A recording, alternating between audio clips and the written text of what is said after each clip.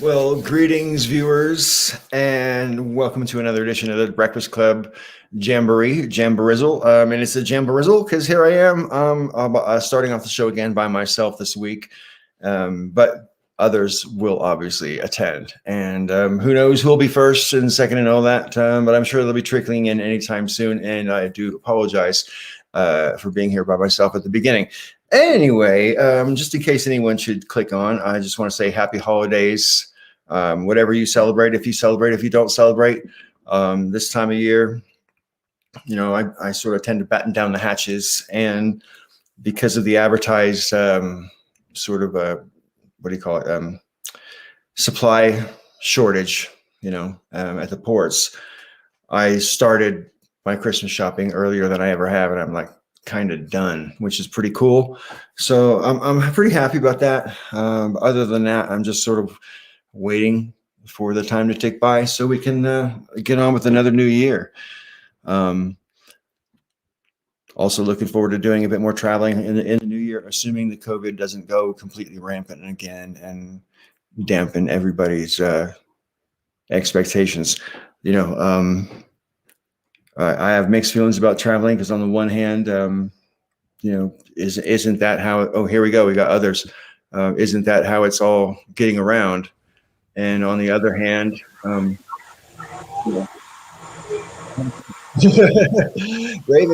hello, how are you? Hi. Hi. Nice to see you both. Welcome. And cheerful holiday greetings to you all. We're getting there. So, it's like, what is it anyway? The 9th? Yeah, something like that. So 10th, 11th, 10th. 11th. Yeah. Okay. So yeah. Wow. Anyway, I was just saying to the void of the no one who was not watching that that I'm pretty close to done with my Christmas already for the first time ever. I'd ever finished this early ever. Especially when I was raising my kids, I would always be like late and stuff.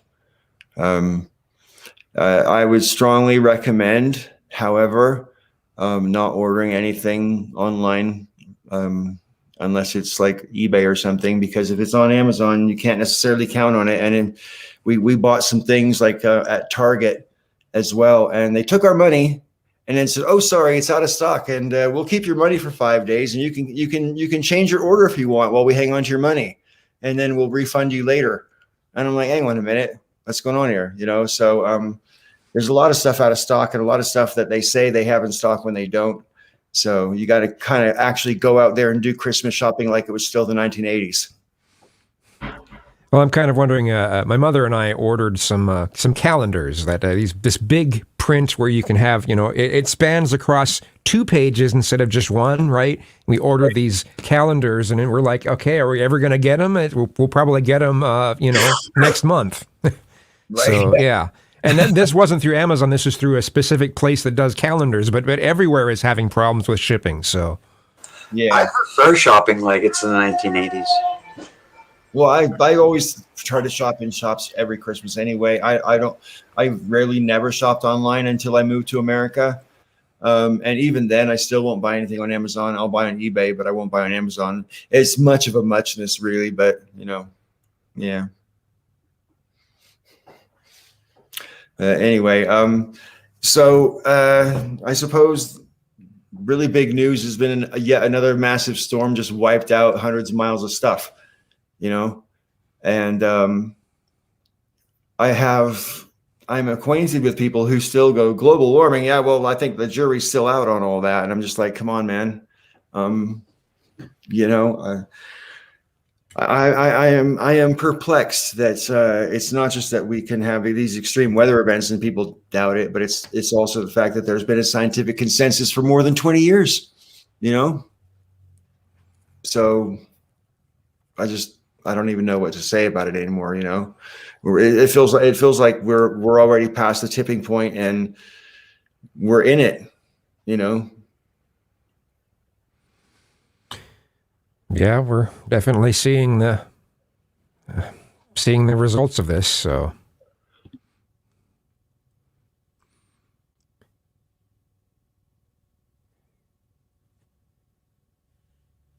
excuse me. Oh, no Anyway, worries.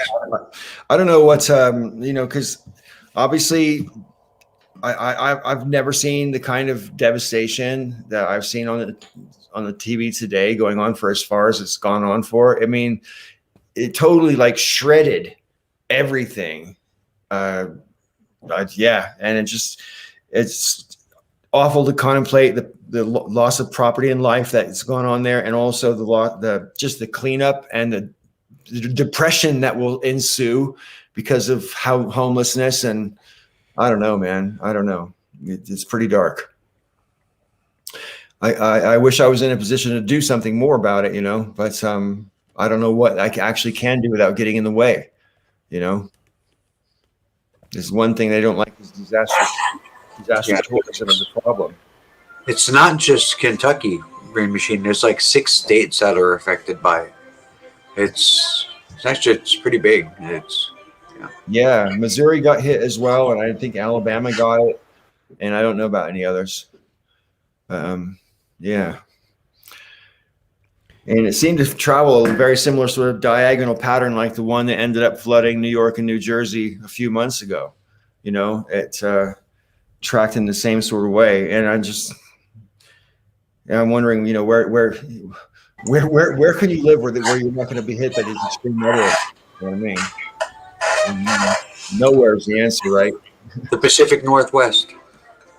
Yeah, the Pacific Northwest there's not really much. I mean, if we have rising sea levels, there'll be some problems in some areas, but we don't. I mean, we are kind of on a fault line that hasn't been active for a long time, and if that goes off, then yeah, we're going to have some problems here. But yeah, you're right. I don't think there's anywhere that you can go to be completely away from the possibility of natural disasters. So.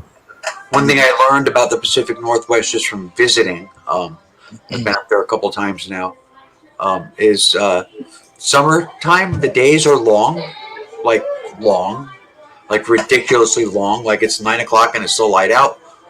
What fresh hell is this? That's awesome. And it doesn't get hot ever. Well, I mean, we've occasionally. I mean, this last summer we got into the hundreds, and that's a rare occasion. Right, yeah, that's right. But then it's just such a rarity, though. Like I mean, when we were there, they were like, "Oh, every now and then it hits 80," and it's just like, "Oh, we hit that in December here in New Jersey sometimes." So today's in the 60s. It's beautiful here right now, and it's crazy. But weather-wise, and like natural disaster, not counting earthquakes. But yeah, the Pacific Northwest is like the shit. That's the place to be. Well, I mean, yeah, I mean, not counting earthquakes and volcanoes. I mean, Mount St. Helens blew up, didn't it? And like a quarter of a mile of the mountain blew up. I mean, yeah, 1980. Contemplate that. A quarter of a mile of mountain fucking exploded. I lived through that. I was there. That's intense, man. I was there, and when my mom was in high school, there was a tornado that went through, like, between her high school and the elementary school that was next door. So it was pretty weird, the Mount St. Helens thing. We actually had to wear masks, not unlike COVID masks, in the outdoors because the ash was so thick in the air that you couldn't breathe without them, and you would suffocate. So yeah, I mean, I'm pretty sure there's some toxic chemicals that come out as well in a what do they call that? A pyroclastic flow or whatever they call it. Yeah, I still would have liked to have beheld that with my own eyes. So I'm kind of jealous of you there, because that's kind of cool. I mean, one of my bucket list things is I want to go somewhere. I'm not sure if it'll be like in Hawaii or maybe Mount Etna on Sicily, but I want to go someplace where there's like a gurgling volcano. I want to see like seeing the actual lava rivers, right, of the flowing lava and stuff. That would be super cool. Lava river would be an added bonus, but I will settle for a bubbling cauldron or a spewing cauldron where it's just shooting straight up and coming back down. Yeah, you get that a lot, and I'd like to see that stuff. You can see some of that in Hawaii. Yeah, Hawaii, and you can see it in Sicily pretty often as well. I mean, Mount Etna is pretty active. But I mean, like, Well, when I was a kid, I mean, I grew up in California, and we have two volcanoes, Mount Shasta and Mount Lassen. They're both dormant. Mount Lassen is technically still active, but it hasn't blown up since like more than 100 years ago. But anyway, but when I learned about Indonesia, right, and it's like 10,000 islands, most of which are volcanoes. And I'm thinking people live on an island that just literally sprang up out of the water. And You are like literally right now living on top of a giant volcano, though. So what do you mean? the giant caldera that's in the middle of the country, like you're right on top of it. No, that's hundreds of miles away. I mean, we'll fry for sure if it goes. But I mean, like, It's hundreds of miles across, though. Like you're on it. It's like one of the biggest calderas on the planet. no, it is the biggest one, yeah. But I mean, like, but I'm on the mountain, so it's over there, and I'll be all right. Yeah. Anyway, I might have some internet issues once in a while tonight. The reason why I was even late is I had some internet issues, so there's a chance I might cut in and out once in a while. So same here. The wind is raging outside, and for reasons that I can't explain, that seems to affect our internet sometimes. Yeah, I don't understand why the wind would make a difference, but it never seems to fail that when it's really, really windy, the internet's fluctuating. So if I drop out, I'll come back. Don't worry. We lose electricity here when it gets really windy. Yeah. Because, America. Well, I mean, America, what is the at the moment, right? I mean, honestly, we're heading in a bad place. Everything's getting darker, and I don't like the way things are lining up right now. It really feels like there's a malaise on the part of the Democrats in Congress to get rid of the filibuster, to pass the Voting Rights Act, to save us from what seems to be inevitable if they don't do that. Did you hear about the Kanye West connection? Matt, I was talking about it last night. The Kanye West connection. That was straight up intimidation. Well, why I don't know. arrested him? I don't know anything about this. What happened here? What's going on? Okay, so during the election, there was some footage that was taken of an election worker and her daughter. They were both election workers, and they were moving ballots around and counting them. They were in giant big cases, and that's what their job. That's what they were supposed to do. That footage, they take that footage all the time. It's for training and that kind of stuff. It was normal stuff, and it had gotten out. And Fox News had put it out there saying that it was video evidence of tampering, that what they were doing, they weren't supposed to be doing. Oh. But that was a lie. It was a lie. So, got the woman's name woman, and threw out her name. And she began to get death threats, and she was getting harassed, and people were coming to her house, and all kinds of crazy shit.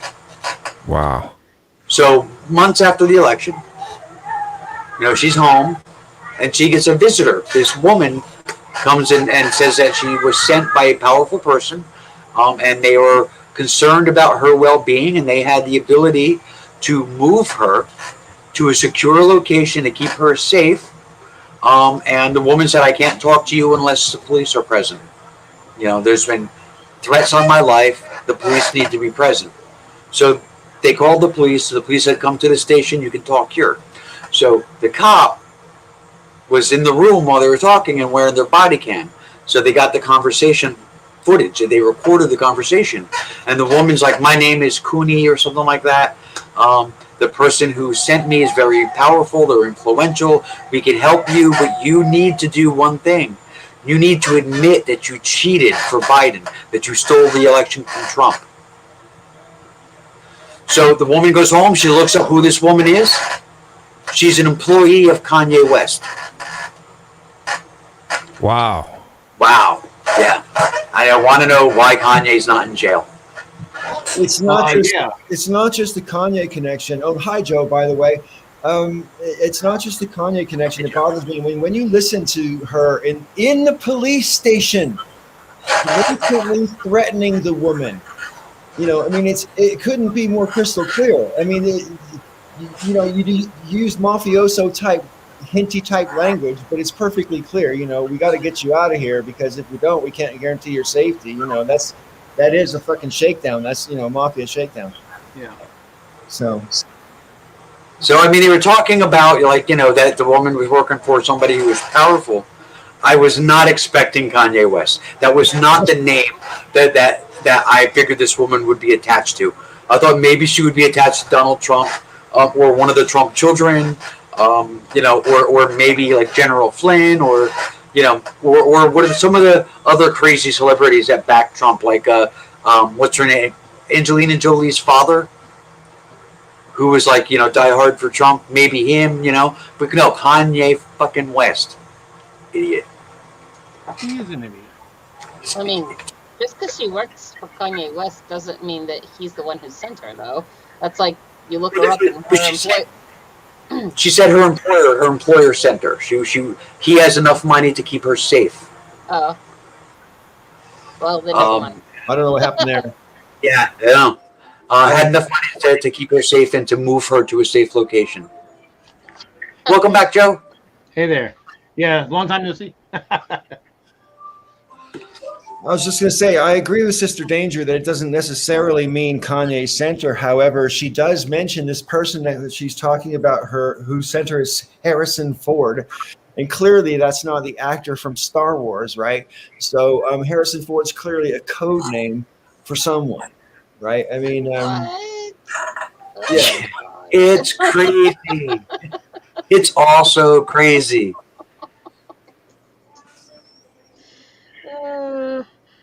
So much conspiracy theory. It's nuts. I know, right? And this is the world we're living in. This is the world we have to call normal now. And I don't like that, man. I don't know what to do about it. Unfortunately, the worst part of the conversation was not recorded, because the woman asked that the police officer step away so they could have a person-to-person conversation without, the state being involved. No. And the officer complied, which I was thinking, why would you do that? You're in the police station. You're there for this woman's protection. Why would you walk away and not record what was being said? But they complied, so I was like, okay, whatever. I mean, I refuse to call this normal. It's typical, but it's not normal. It won't ever be normal. I understand that what you mean, and I don't mean to say that it should be normalized, because that's, I don't want it to be normalized. I don't want it to become normal, but this is the world that they're forcing down our throats. Yeah. I don't understand why the woman who's the aggressor is the one that the cops are kowtowing to. If we're at the police station because I'm the one being threatened, and the person wanting to talk to me is like, step away so I can have a private conversation with that person, shiv, or whatever, I just, if I was to say, I don't want that person within a 10-foot radius of me, why are the cops like, all right, we'll step away? Right. So the woman, since the election, has been being hounded and getting threats. And the story gets worse. So this visit with this woman was on January 4th, 2021. And she told her, if you don't come clean within 48 hours, we may not be able to protect you anymore. You have 48 hours or your life is in danger. That was on January 4th. You're muted. Yeah, your freedom, you might lose your freedom, and the freedom of your family will be impacted. Right. I mean, the family, that's pure mafioso talk, right? In 48 hours. So that was on January 4th, 2021. What happened 48 hours later? The Capitol insurrection. So this visit to this woman was connected to the insurrection. And that woman was sent by Kanye West. So Kanye West, who is a close associate of Donald Trump, was involved in the insurrection. Because here was the plan. They were going to overthrow the government on the 6th. And then everybody who they had, all the names that they compiled of people that they think should be executed, they were going to round them up. Her name is on that list because Fox News named her as somebody who stole the election from Trump.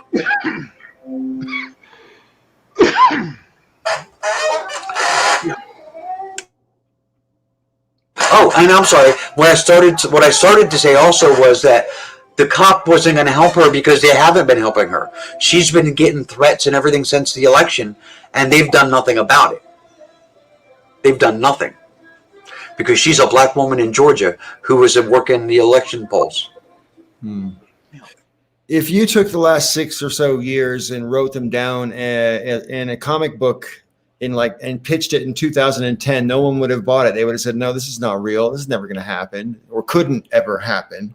Yeah. Which makes me frightened about what else could happen, because I didn't think all this stuff that's happening could happen. Dig? So I don't know what to say about it. I'm kind of terrified about what's coming, and I don't really know. Like I say, the people in Congress don't seem to have the will to stop it, which makes me have dark thoughts about. Well, I mean, the committee is bringing people in, but it's just taking time. Right. And to the degree I know that's true, but I mean, at the same time, there's this whole, everything that's happening is happening right out in the open. The whole world can see what's happening, and I don't know. It just kind of seems like it almost seems like the Democrats in Congress are resigned to losing everything because due process takes too long to get anything done properly, Right. I mean, there's a whole bunch of people that they're talking about, charging with criminal contempt of Congress. But they can't just do that. Like, it goes to the Department of Justice, and they decide whether or not they're going to do anything about it. So first it has to be brought up in the House, and then they have to vote on it, and then it has to go to the Department of Justice. It's a fucking bullshit process, but it is the process. Yeah. And unfortunately, the rest of the world doesn't give a shit about the process. So, like you said, all of those dark forces that are at work while the government is bogged down in its own process. So, Gothat Funk, what is it that you think that's you're worried the direction things are going? Where do you think things are going? Well, it just seems to me there's an awful lot of people on the right that have completely, and I'm not saying this, what's the word, lightly. They have completely abandoned any attachment to facts or the truth, and are trying to literally create an alternative narrative within which they can seize power. And I am very concerned because it seems to me that all the organs of fascism are in place at the moment already, and they just haven't quite got all their hands on all the levers of power yet, but the functions are already there. For example, all of the tools necessary to enable minority rule have been put into place since the election. Yeah. And and it's only going to get worse. So think about it.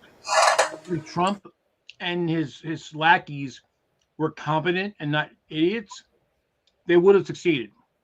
They almost succeeded anyway, being idiots. They were like 90 seconds away from success. Yeah. What we've seen happen is there are a number of states that have passed laws that allow the legislature of the state to override the will of the voters, where they could just say, the voters voted for the Democrat, but we're not going to go with the Democrat. We're going to install Republicans. So there are states that have that power, and that's a problem. Which has to be unconstitutional, right? How can that not be unconstitutional to subvert the will of the people? The problem is you can't sue until you've been harmed by it. So we have to have an election. They have to do their bullshit, and then you have to sue and hope you don't get fucked over in the courts. Which is exactly what their goal is, though. Their goal is to delegitimize elections wholesale, regardless of who wins or loses. So the Supreme Court just had, with the abortion, the Texas abortion bill, that they had asked, there was a motion, I guess, to the Supreme Court to stop the bill while legal proceedings are proceeding.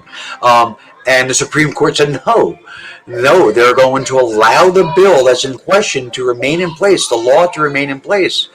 And the left-leaning justices had said, and they're right, is what they've done now is they've delegitimized the court. No state has to listen to what the Supreme Court says anymore. The constitutionality no longer matters because the Supreme Court is allowing Texas to override the Constitution. Right. So basically, what the majority rule is basically, well, they can challenge it in court, and then when it comes up through the court system, then the Supreme Court can look at it. But even John Roberts, a conservative, said this is madness. This is, and like he said what Raven said, that this is, throwing the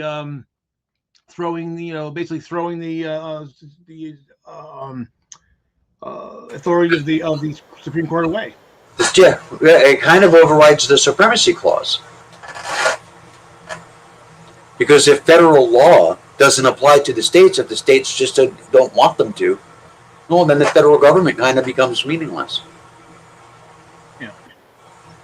Yeah, I mean, this is the reason why, somebody asked me, like, well, because I've been pretty down and out lately, and someone said, why? And I said, well, because I'm angry all the time. And they said, oh, well, don't you have good things going on? I said, yeah, I have good moments, but I kind of feel like at this point, if you're not angry right now, you're not paying attention, or you're in an amazingly privileged position. And I know some of my couple of my progressive friends got mad when I posted this on Facebook the other day, but I said flat out, if you had the opportunity in 2016 to vote to stop what we got now, which is this 6-3 conservative majority, and you didn't, okay, you're not at fault because you didn't vote for it, but you're morally culpable. There's a difference between being at fault and being morally culpable. If a child's getting attacked on the street, and I can intercede without any risk to myself, and I don't, I'm not at fault. I didn't attack the child, but I have some moral culpability in what happened because I could have prevented it without any peril to myself and didn't. So I'm like, you know what? All the fucking people, oh, but her emails, oh, she's a warmonger, whatever bullshit reason they had. I told people back then, 2015, 2016, the Supreme Court was the most important part of that whole fucking equation. And no, it doesn't matter, blah, blah, blah. Yeah, I guess you don't have a uterus, because if you thought that, you were fucking wrong. Well, I mean, I'm not defending that because I hear what you're saying, but I mean, no one could have predicted that Trump would get 3 appointments in one term. Actually, I knew it was possible because the thing is, what I looked at is I'm looking at, okay, well, I mean, do you think the general public would, though? Do you think the general public would have guessed that? Well, the thing is that I don't know about the general public, but what I cared about were people that were politically plugged in and paying attention, and still chose to act like fucking babies and stand aside and let this shit happen. And now they have some culpability for what happened, and we're stuck. And I told people then, I said, we're going to be stuck with this for a generation. Even if he only got 2, it would still be 5-4 conservative, and right. that's still there. And we knew that there was going to be 2, and that there's a very strong possibility for 3. I mean, we knew that.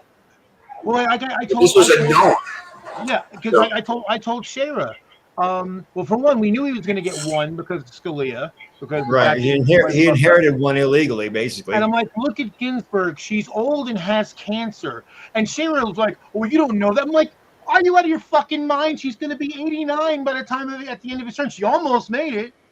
But would you really? I mean, what kind of idiot do you have to be? Sorry, Shara, but you're an idiot if you're going to risk an 80-something-year-old person with cancer that you're just hoping that they're going to make it through. That's a fucking moron of epic proportions. And so it's your fucking fault. It is your fault. Fuck you. It's your fault. And I'm fucking livid. I'm beyond livid. And there's very little I can do about it. But I've tried for a long time to not relitigate 2016, but God damn it. It needs to be said because, and I don't care who my sensibilities. Oh, I don't like that person. Tough shit. Tough fucking shit. We live in a real fucking world, and math fucking works. Are you talking about the people that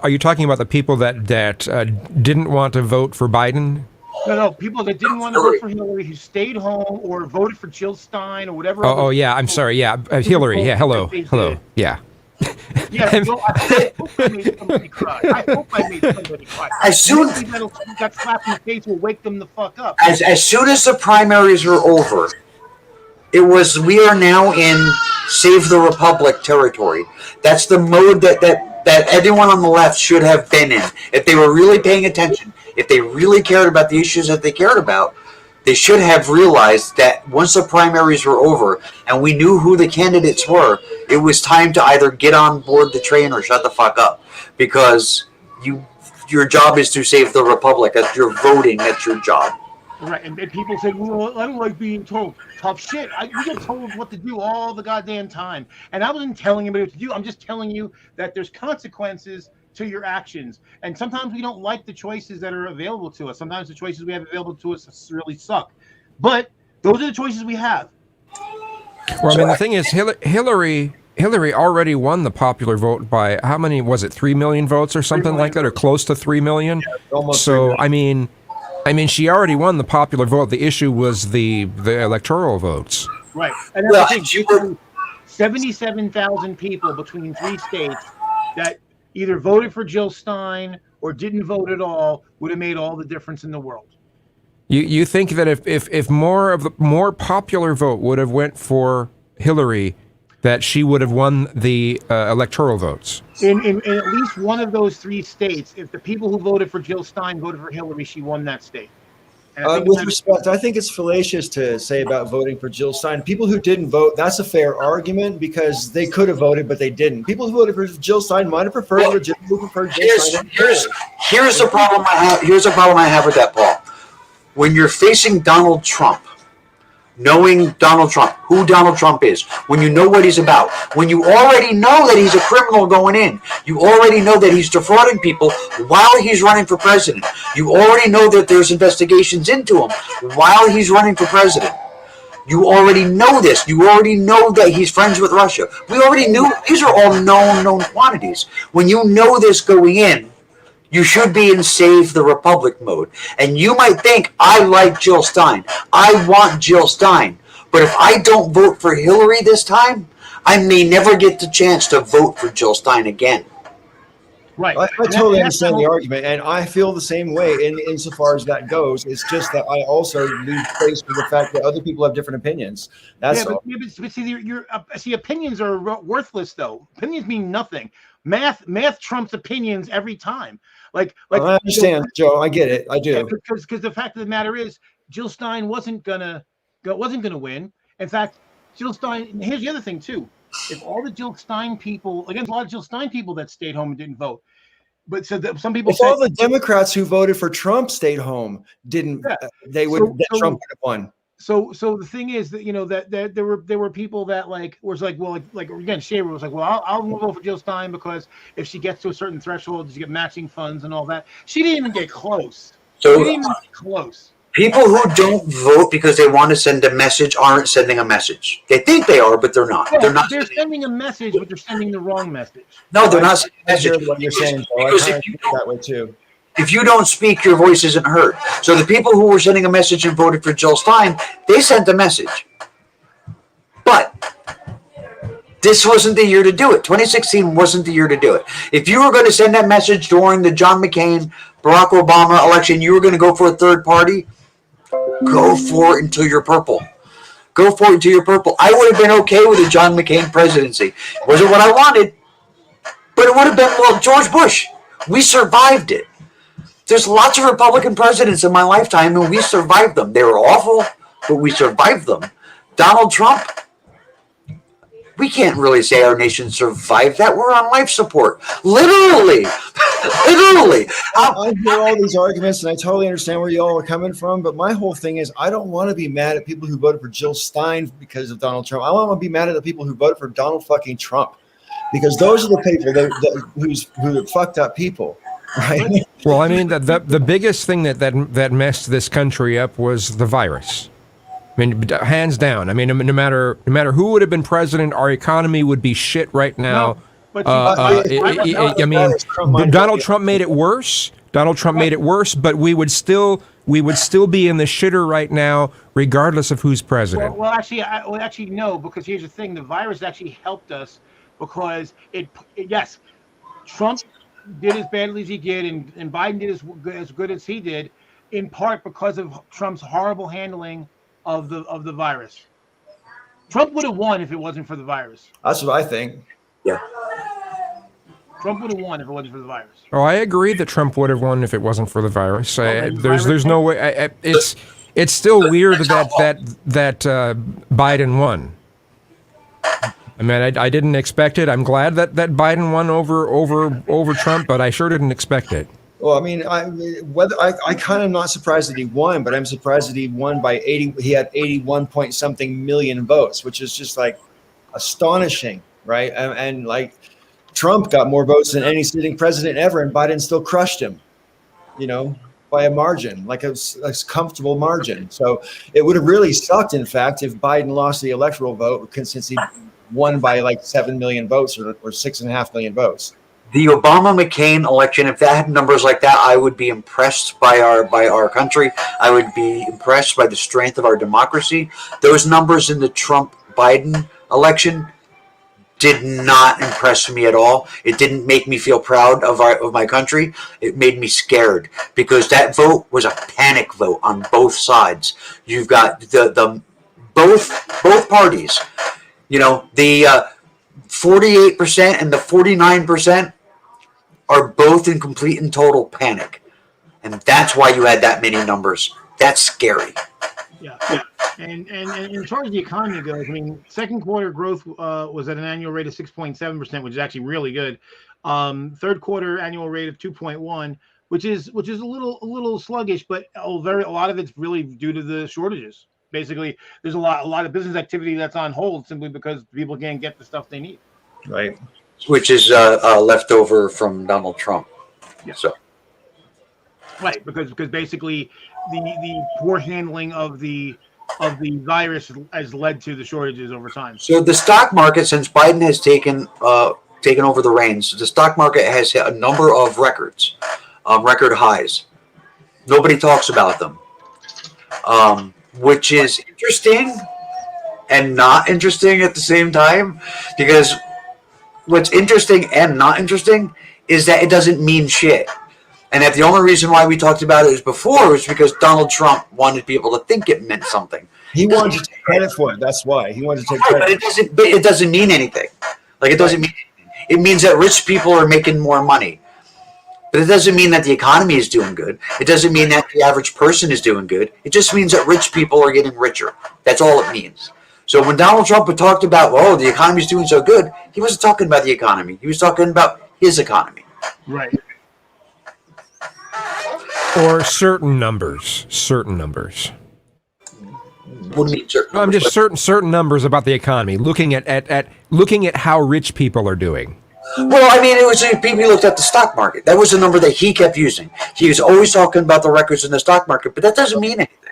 That's not reflective. Well, there's the stock market, and there's also just generally how rich businesses, big businesses, were doing. They've done very well throughout this pandemic.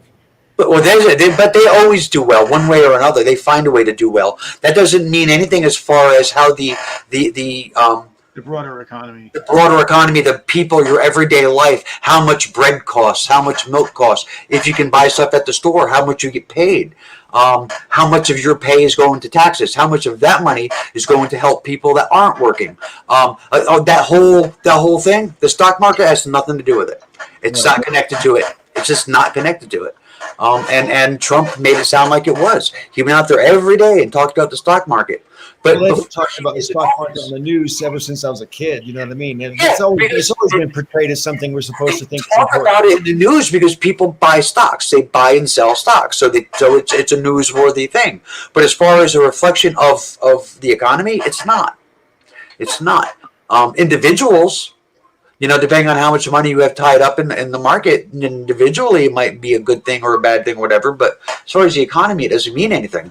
And then before Trump took office, there were record highs like every other day with Obama. We were constantly hitting records. And again, on the news, they made a big deal about it.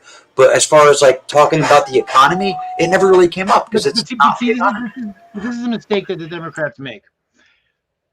you're right that it doesn't matter. You're totally 100% accurate.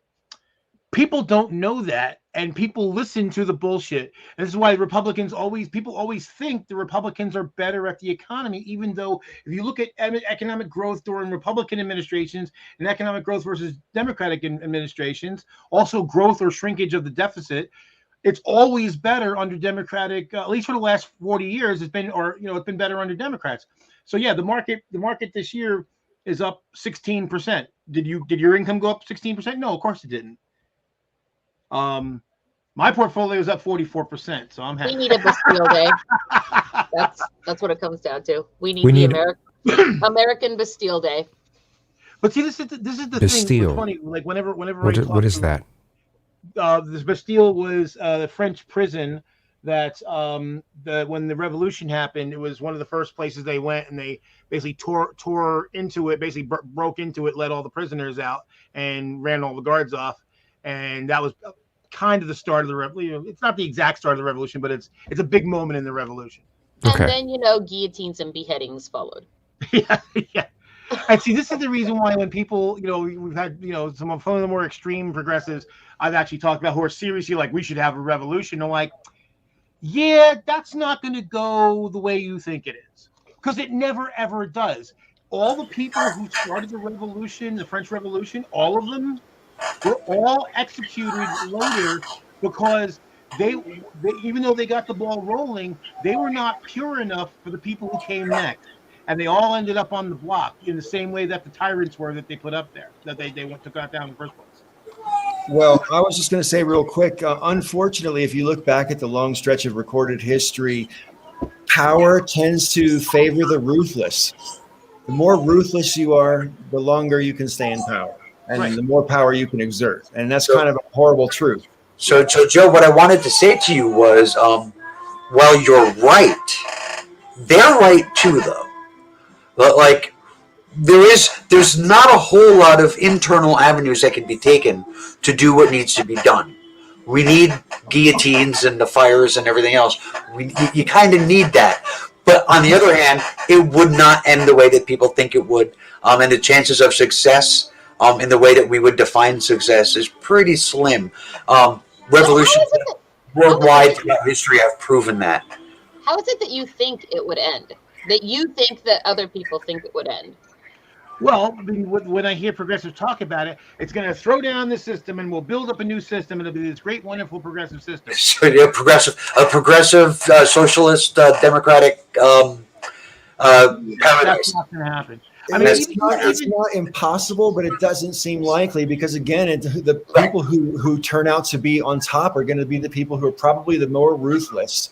Well, exactly. Well, the two biggest examples we have in recent modern history. So the Soviet Union and China didn't go that way because, like you said, the people who end up in charge are ruthless. In South America, you end up having like right-wing revolutions and left-wing revolutions. What ends up happening, at least in South America, you get these revolutions, and they throw off the tyrant right-wing government, and then they get in power, and then there's always that thing of, oh, well, I got to maintain the power I just got, and so they and plus throw on top of the fact that you had people who were farmers 2 weeks ago who knew nothing about administering government, and now they're fucking up, and when people challenge them, they turn into the same tyrants that the last group was. Yeah, it's musical dictators. That's what they do. So it's a game of musical dictators. Yeah. So like you said, farmers don't know anything about administering government. People say that about the U.S., and that just isn't the case. The founding fathers were mostly attorneys. They were mostly lawyers or barristers. I mean, this is what they did. They wrote law. They studied law. They argued law. They understood the concept of governance and law when they set up the government. And even then, they didn't really do a fantastic job. Right. Well, I mean, look how many amendments we had to have. We had a revolution of the gentry. That's like unheard of. Because revolutions usually are the poor that that come up, because of course they're on the bottom and they got the most to lose, and actually the most to gain. Well, I mean, but that goes to what the reason for the revolution was to begin with. People like talk about oppression and all this other. That wasn't really the issue. The issue with the American Revolution was it was an accounting disagreement. Taxes. It was taxes. Yeah, yeah. This wasn't like some. We were like. It was the people with money were the ones that were upset. Yes. And this is kind of what led to where we are today, right? Because people with money set up the system, and they want people with money and power set up the system, and then they can maintain their money and power. One of the things that was that I didn't know for a long time, I recently found out that there were basically people of three minds. The people of the country were of three minds. There was a third of the country were like totally ready for war. They were ready for the revolution. They wanted to throw off the English, the British. They wanted them out. A third of the country wanted to remain loyal, and the other third didn't care. They weren't. Life isn't going to change. We were going to trade one ridiculous government for another ridiculous government. And with that in mind, do you think that same paradigm might play out in the next couple of years? We are exactly there. It's funny because there's that thing since Trump was elected in 2016. There's that meme that keeps floating around every other day about the United States finds itself in the position that Germany was in with the rise of Hitler, where a third of the country is willing to watch another third be destroyed. Yeah. I mean, that's basically what it comes down to, because that third doesn't think that they're not the ones targeted. So they think that they just kind of go along to get along. They won't be the ones targeted. And that's where that famous, no, it's not a poem. They came for this group and I didn't do anything. They came for that group. I didn't do. And then when they came for me, there wasn't anyone left. Yeah, exactly. That's the way you know it. But yeah, like I was saying before about the revolutions, it took France 84 years to get a stable republic once the revolution started. Then the Nazis came and knocked it over. They had a stable revolution for like, I think 20 years maybe, and then boom. What happened here is unheard of. And I mean, it's so for the 13 colonies to win a war against the strongest power on the planet, the strongest power the world had ever seen. For the 13 colonies to win that war, number one, is unheard of. Number two, to have help from other world powers being just a bunch of fucking farmers and a few lawyers is unheard of. For that small plot of land to grow to be the largest empire and the richest empire the planet had ever seen and might ever see, is completely unheard of. So when people talk about, well, look what happened to us, this was like a fluke within a fluke that was just not likely to begin anyway. This was beyond luck. So like to take up arms to start a revolution, to start all over again, it's not going to end the way you think it is. Well, it's the thing, like Russia. So you had the Bolshevik Revolution, and then now they have oligarchy, which again, so there's some people are doing better than before. Here's our problem. In order to fix what needs to be fixed is we need to spend money on education. That's one thing. But that's not going to happen because of the problems that we have. So we're stuck in this cycle where we are intentionally not fixing what we need to fix in order to fix the bigger picture. Well, and it's actually gotten worse because engagement, people don't know shit anymore. I mean, I don't know how many times I get in arguments with people who don't understand the basic function of government. Like the people who say, oh, well, like just say that, there were some people that were saying, okay, they like Bernie. That's fine. So, well, if Bernie gets in, he'll pass a constitutional amendment. No, he won't. Oh, he won't? Yeah. The president has nothing to do with that process whatsoever. Not a bit. Has no power over the process. That's what I mean. Money for education. Yeah. I'd like to share something with y'all because the current times remind me of this very much. You'll recognize this right away. We'll be fighting in the streets with our children at our feet, and the morals that they worship will be gone. And all the men who spurred us on sit in judgment of all wrong. They decide, and the shotgun sings a song. I'll tip my hat to the new Constitution, take a bow for the new revolution, smile and grin at the change all around.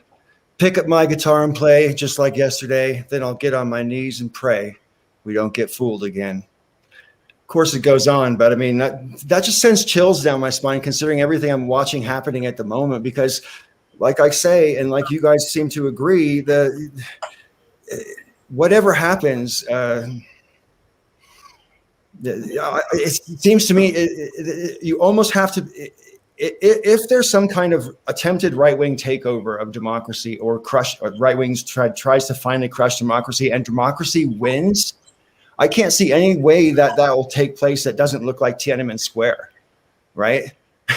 So that's not very cool. That's going to look pretty authoritarian in itself. And if the right wing wins, that's going to look pretty authoritarian in itself as well. So it doesn't bode well, friends. Yeah, it even if democracy wins, it's going to get ugly. Yeah, and that's what I was saying before, though. It may have to get ugly. It's right back down to the Tree of Liberty. That's an unfortunate truth. You don't get it, or you don't keep it without some blood every now and then. And unfortunately, that's where we find ourselves, and we are teetering on becoming a fascist state. If we're not already there. Unfortunately, the people that are most familiar with that statement, about the Tree of Liberty, are the ones supporting the fascist state.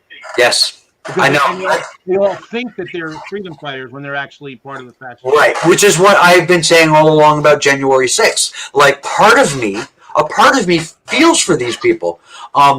Because if I believed that my country was being stolen, I would take up arms as well. They're wrong. And that's why it's just like, yeah, I believe they should be held accountable. I'm surprised how lightly they're being treated. But I understand if they really believed what they believed was happening. I get it. Then yeah, you want to protect your country. Yeah. What is the goal of what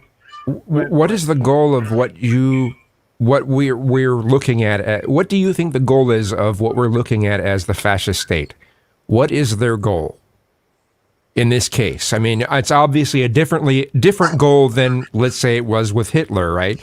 So what do you think the goal is? Because the goal basically is to maintain power. That is always the goal of an authoritarian. There's competing narratives. There's competing agendas. I mean, one of the biggest ones is a white Christian ethno-state. That's actually one of the biggest ones. There's a massive movement in this country to create an ethno-state. An ethno-state. I've seen. I agreed with you on the Christian part, but the ethno-state, I don't see that. I don't see a huge push for that.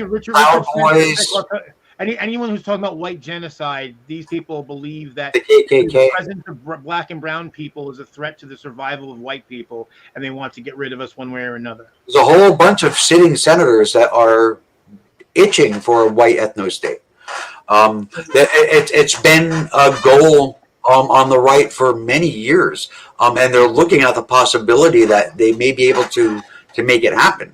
The Proud Boys around Mississippi. What's that? We can put a fence around Mississippi. Oh, I wish that was all it was. I mean, isn't Mississippi majority black? Yeah, no, it was at one time. Actually, I don't know. I think it is. I think it still is.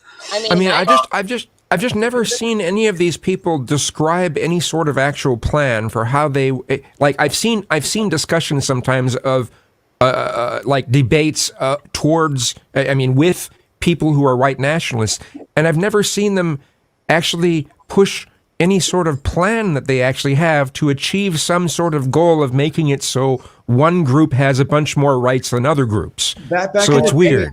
About 5 years ago, when Richard Spencer was having his 15 minutes of fame as the new, what was the word they called him?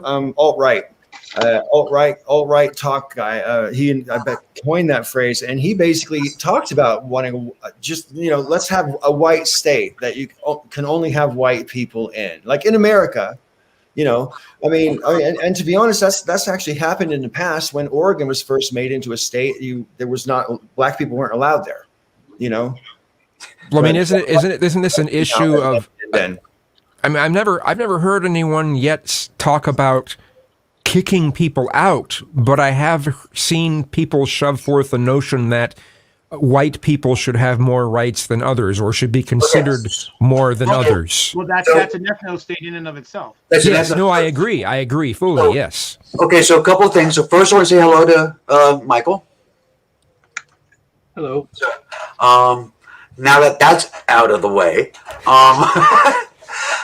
there have been talk about sending black and brown people out of the country since the Emancipation Proclamation.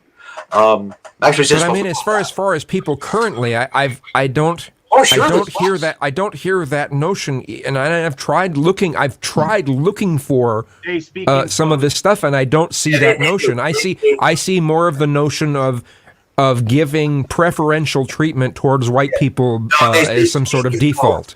They do. They speak in code. You're going to hear a lot of things about white white. America should be for white people, or to have a place, for white people. And what they're saying is to remove the blacks. That's what it means. It means to remove them. And then they'll say, "But we don't hate them. We're not bigots. We don't hate them. We just believe that white people should have our own country, and we're here. So we started it." Well, here's a good example. Sometimes when and it's something even John McCain slipped a little bit when. He was giving a speech somewhere, and someone shouted out that Obama was Muslim. Yep. And then McCain said, "No, he's a good American." That might have cost him the election. Yeah, and this is part of the whole thing, that basically, black people, Muslims, brown people in general are not Americans, are not really Americans. The whole "go back to Africa" thing. There's lots of people who say this shit, and the whole point about it is, I mean, the Nazis, they said negative things about Jews. They never ever said, before they started doing it, they never ever said that they were going to kill the Jews. But then once they had the ability to do so, they did. So don't believe for a second that people who think that black and brown people are inferior and are a threat to white people won't start killing us en masse if they have the opportunity to do so.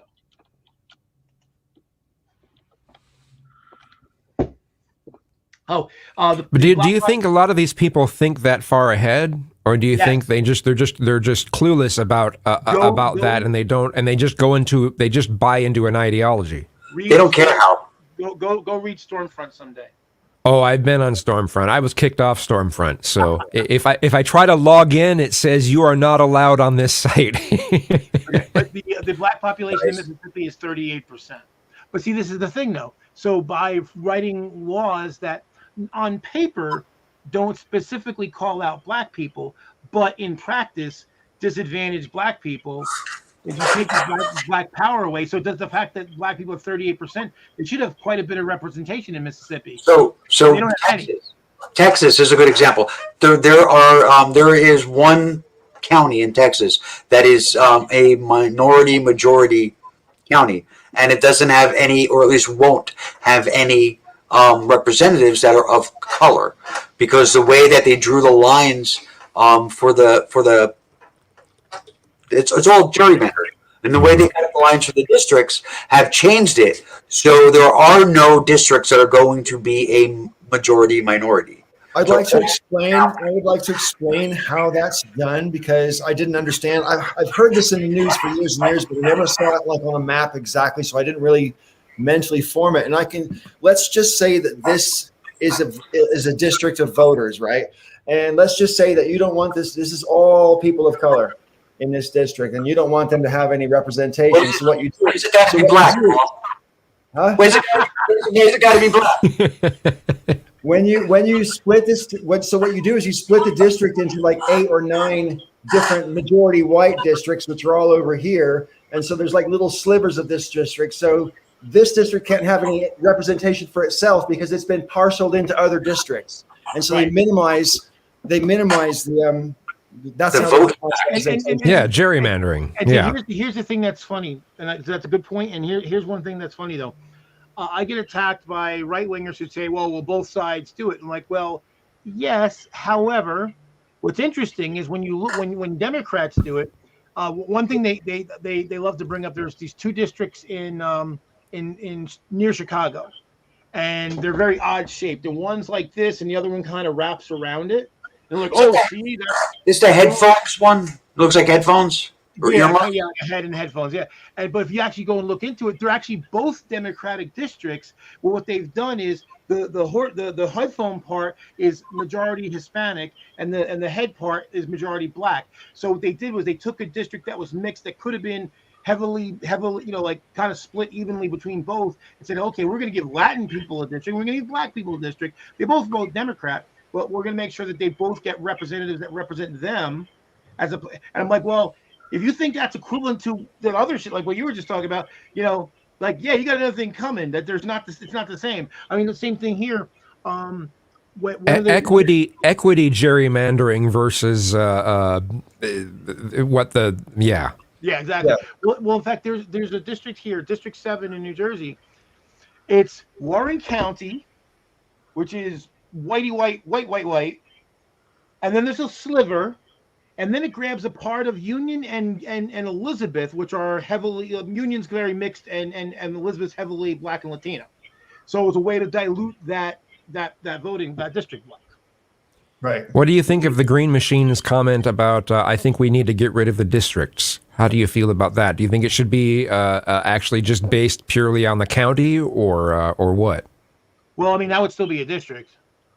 Yeah, but it wouldn't be broken up quite the same way, though. Well, I mean, you could give every state a fixed number of representatives for the House of Representatives, and that way you wouldn't have to worry about the districts. Then you would vote statewide, but then you would have an entire Congress. Both sides would basically be senators at that point. Well, right. Well, the other thing, I mean, you could do proportional representation, but the thing which wouldn't be terrible. The thing is that generally would work better in a parliamentary system where the party decides, because right, in order to have proportional representation, then you're not voting for a specific representative, you're voting for the party, and then your party but so you have a little bit less freedom as to who you get, because and that's one thing I think is kind of funny when sometimes I heard British people going off about our system, like, you don't even have primaries. Your party just says this is the person standing for election in that I don't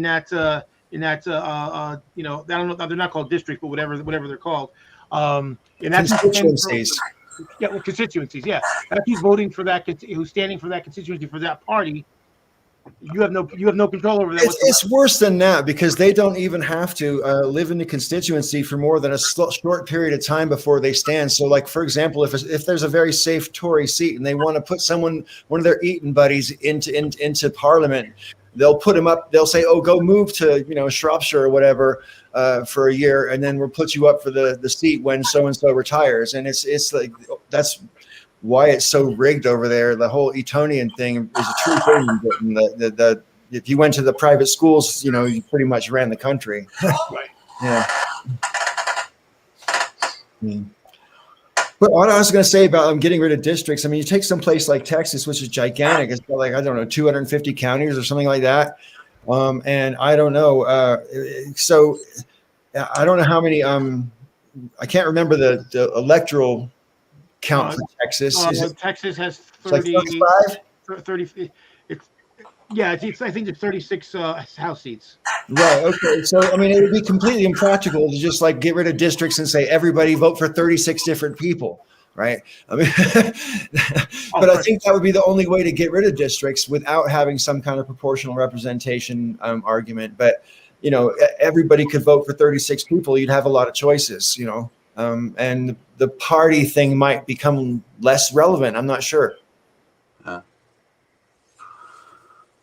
I mean, but really, the reason why we got to where we are is because people are unengaged and apathetic, and sitting back, and then we're sending a message. Which the message? Well, actually, I disagree with you, Raven. The people that stay home, the message they're actually sending is, "I don't care."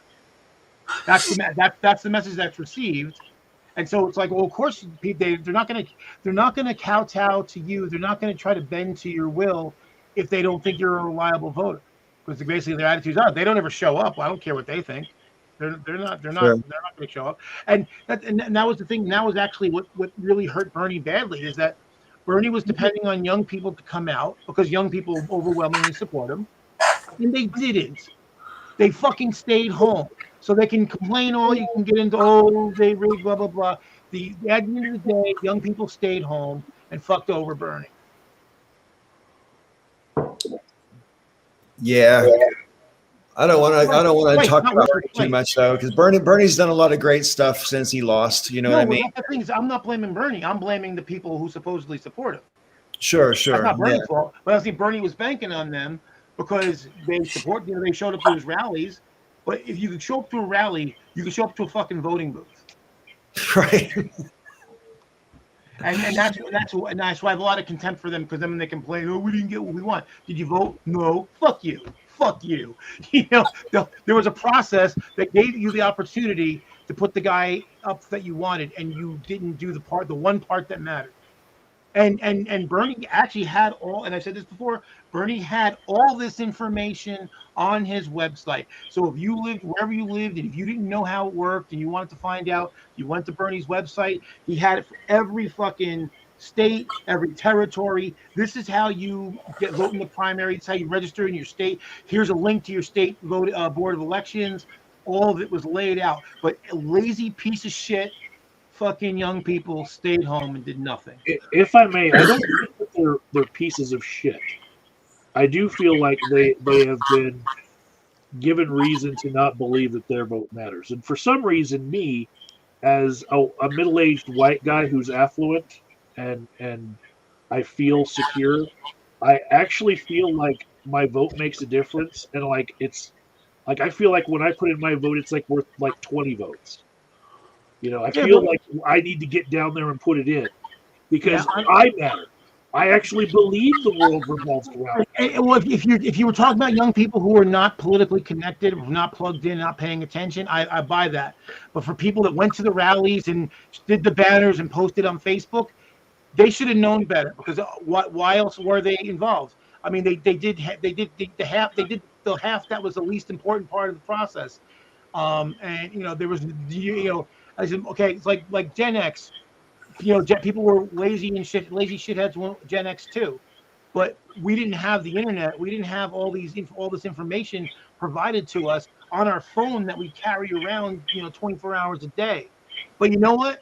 I figured it out, and I was, I wasn't wealthy. I came from fucking blue collar shit when I was a kid, but I couldn't wait to vote. And how are people cynical at age 18? You haven't done this. Well, maybe they were politically aware when they were 14, and then when they saw the Super Tuesday fuckaroo, where Biden was getting all that help and other people dropped out to endorse him, they saw that the fix was in, and then in subsequent primaries, they didn't show up because they knew that it was getting the same percentages he was always getting. That was left over, but that what you're talking about, Michael, was a lot of leftover animosity from 2016, though. Right. So. I actually think that there's a lot of truth to what Michael just said there. Whether it makes sense or whether it should be that way or not, I think that explains a lot of people's behavior. I think a lot of people are like, oh, hang on a minute, they're still going to rig it against Bernie. Oh, what the hell, That's what I think. That's what primaries on different days is just so that they can have more time to rig it. If we all had primaries on the same day, Bernie would have won. What are you talking about? It's Super Tuesday happening before other primaries happened. That's not new. What I'm saying is the process. The whole reason the process is set up that way is so that they can have time to rig it if it's going the wrong way. No, it's basically to flush that because whenever you have these elections, you have tons of people to go in. It's to kind of coalesce around who's left that's viable, so we can focus our efforts on who's viable. That's how it's always been. That's the thing. It's one thing if they change the process suddenly to get Bernie, I might give that credence, but it's not. It's been that way for fucking decades. The Super Tuesday thing was in the last go around was the thing that Obama behind the scenes got everybody to drop out at the same time, leaving only Bernie and Biden. Can I say something? Sure. Go ahead. I just, for citizens ages 18 to 34, 57% voted in 2020, up 49% from 2016. Talking about the primary. Compared to 65%, that is the 35 to 64, compared to the 74%, which is 65 and We've been older. talking about the primary, not the general election.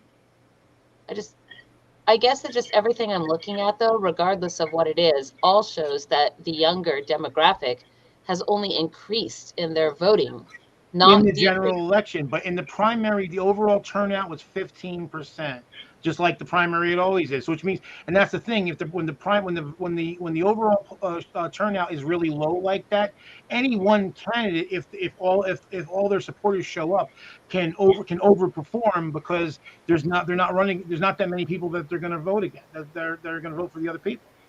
I remember during the election, this past election, during the primaries, the nightly news every night was saying, "Can the Democrats stop Bernie?" Because he was doing so well, and that was the story. It was Democrat against Democrat, and which is what the primaries are anyway. But it was a much more concerted effort on the part of the media to get the people watching to believe that Bernie should be defeated. For me, though, I'm obstinate though. So the more someone tells me that my person should get out, the more I'm going to go out there and make sure. Oh, I hear you. I tend to be that way too. But I mean, I recognize that most people don't think that way. I mean, it was the same way. Like, there was involvement in 2016 by Russia. The bulk of their involvement was doing the same thing that the media did to Bernie. They just did it to Hillary. It was like, just this negative style press that wasn't outwardly just saying, "Oh, don't vote for him." It was just, building a case that he should be beat without being as forward about it. Planting seeds. Media was somewhat positive towards Hillary, though. They weren't positive at all towards Bernie. Right. The media was, right. I just want to point out, though, that, I mean, in all fairness to history, I mean, they did the same thing in 2020 and 2016 to Bernie. They didn't give him the kind of coverage that you might have expected for a viable candidate to get. And that's the most simple way I can put it. But before that, I recall in 2008, there was a whole bunch of talk about which one of Hillary or Obama should drop out because which one was really the clear front runner. I mean, the media just likes to try this horse race bullshit, you know. And that doesn't aid democracy at all, in my opinion. Well, and that's something that when Jon Stewart went on Crossfire and pretty much ended the show. I mean, it lingered on for a little while after, but he pretty much tore the guts out. Is he basically made the point that you got these media spin meisters that after whatever there's a debate or whatever happens, they all go and they've got their agenda because the media wants ratings and the spin people want to put their bullshit out. And he said flat out, he said, "You're hurting America." Right. You're hurting America. The media tends to treat politics and debates particularly like football games, and that's just not the way. That's not the way elections work. That's not the way that politics works. It's not the way it's supposed to work. But it's the way that the media works at all. I mean, it's an unfortunate fact that seems to generate ratings. But I wonder if they even tried the truth, because maybe the truth would generate ratings. Who fucking knows, right? Well, they don't try. The problem is it's working the way it is right now because of the removal of the fairness doctrine. Right. But see, good example. Again, going back to when Clinton was president, I remember seeing a report. So if you remember, this is when the welfare reform bill was being hotly debated by both sides. And I saw a media report that basically said that of all the stories that were out there about the welfare reform bill, 80% of them were about the horse race. Like 10% was about some other aspect, and only 10% actually got into the meat of the bill, of the various competing bills. So so people, regardless of whether you were for it or against it, the average person had no idea what was going on because they didn't cover the actual contents of the various bills. It was who's winning and who's losing. And well, how can anybody be winning if no one knows what the fuck's going on? So that's why, again, it's not the media. The media has its own. Their agenda is not. They're not for anybody. The media is for whatever they think will get them the most ratings, whatever can make them the most money. They don't care about Hillary. They don't care about Obama. They don't. If I remember back in, was it? Do you think they care about democracy, Joe? Sort of, maybe. They also care about whoever they think will benefit them the most. Yes, I mean, back in 2004, they were all in on John Edwards because he was photogenic. They liked him. Blah blah blah. It wasn't The new Camelot. Yeah, it wasn't until his scandal came out that then of course then they fucking eviscerated him. And So they they were building him up, and then they eviscerated him. Again, See, the media tends to be, they're basically the NRA. It's what they are. They only care about one thing, and that's the First Amendment. The NRA only cares about the Second Amendment. The media only cares about the First Amendment. Which is the point I was going to arrive at, right, Raven? Because if there's no democracy, the First Amendment surely is in jeopardy. right. Well, if you think about it, think about when Trump was running in 2015 and 2016, how much free airtime that he got because they would go to all his bullshit events that would turn out to be commercials.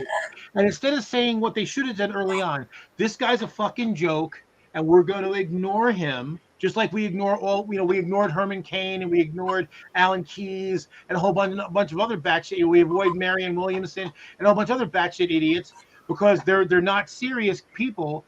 And so we're going to pay attention to who matters. But they liked the spectacle. He was good for ratings. And so they followed him. It wasn't until when he started like keeping journalists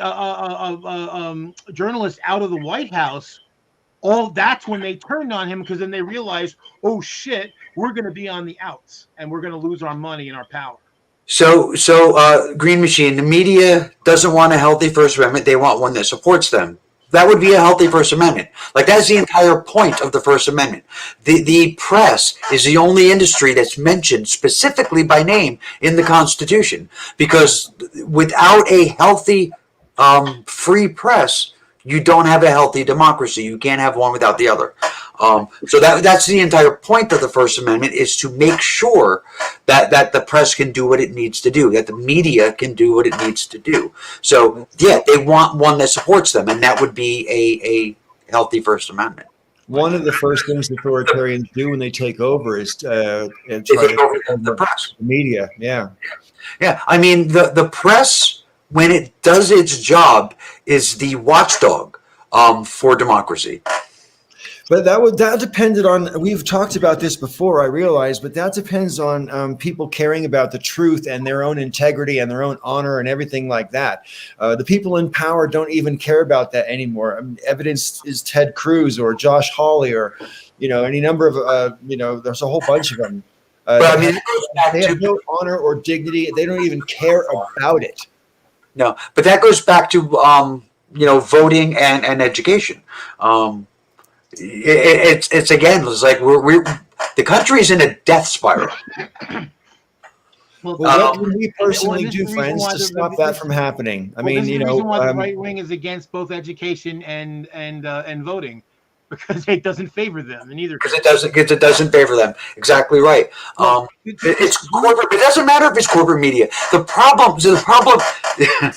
Okay, it doesn't matter if it's corporate media. The media was always corporate. Even the press mentioned in the Constitution was a private press. It was a corporate press. The idea of the media is that it is corporate because you want it corporate, because you want it private. You don't want it to be an agency of the government. You want it to be a corporate entity. That's what you want. Yeah. I mean, but originally, when they thought of media, they didn't know. They didn't have the forethought, whatever the word is, to see that media could become as big and as influential on culture as media has become now. I disagree. Benjamin Franklin began the Saturday Evening Post, which ran for more than 150 years afterwards. And I think he's instrumentally one of the reasons it's in the First Amendment about the freedom of the press in the first place. And Benjamin Franklin, one of his many famous quotes is, "Never believe anything you read and only half of what you see." And that's coming from someone who is a press guy. Well, here's the one thing. The one thing about, I think what Green Machine's getting at, I could be wrong, but yes, it's always been a corporate media, Raven. But here's the one exception, one difference. In the past, the media outlets were independent companies that were not owned by other corporations. See, now when you're owned by, Globochem or this, GE and all this kind of stuff, what ends up happening is it starts influencing what you write. Right. But that always did though.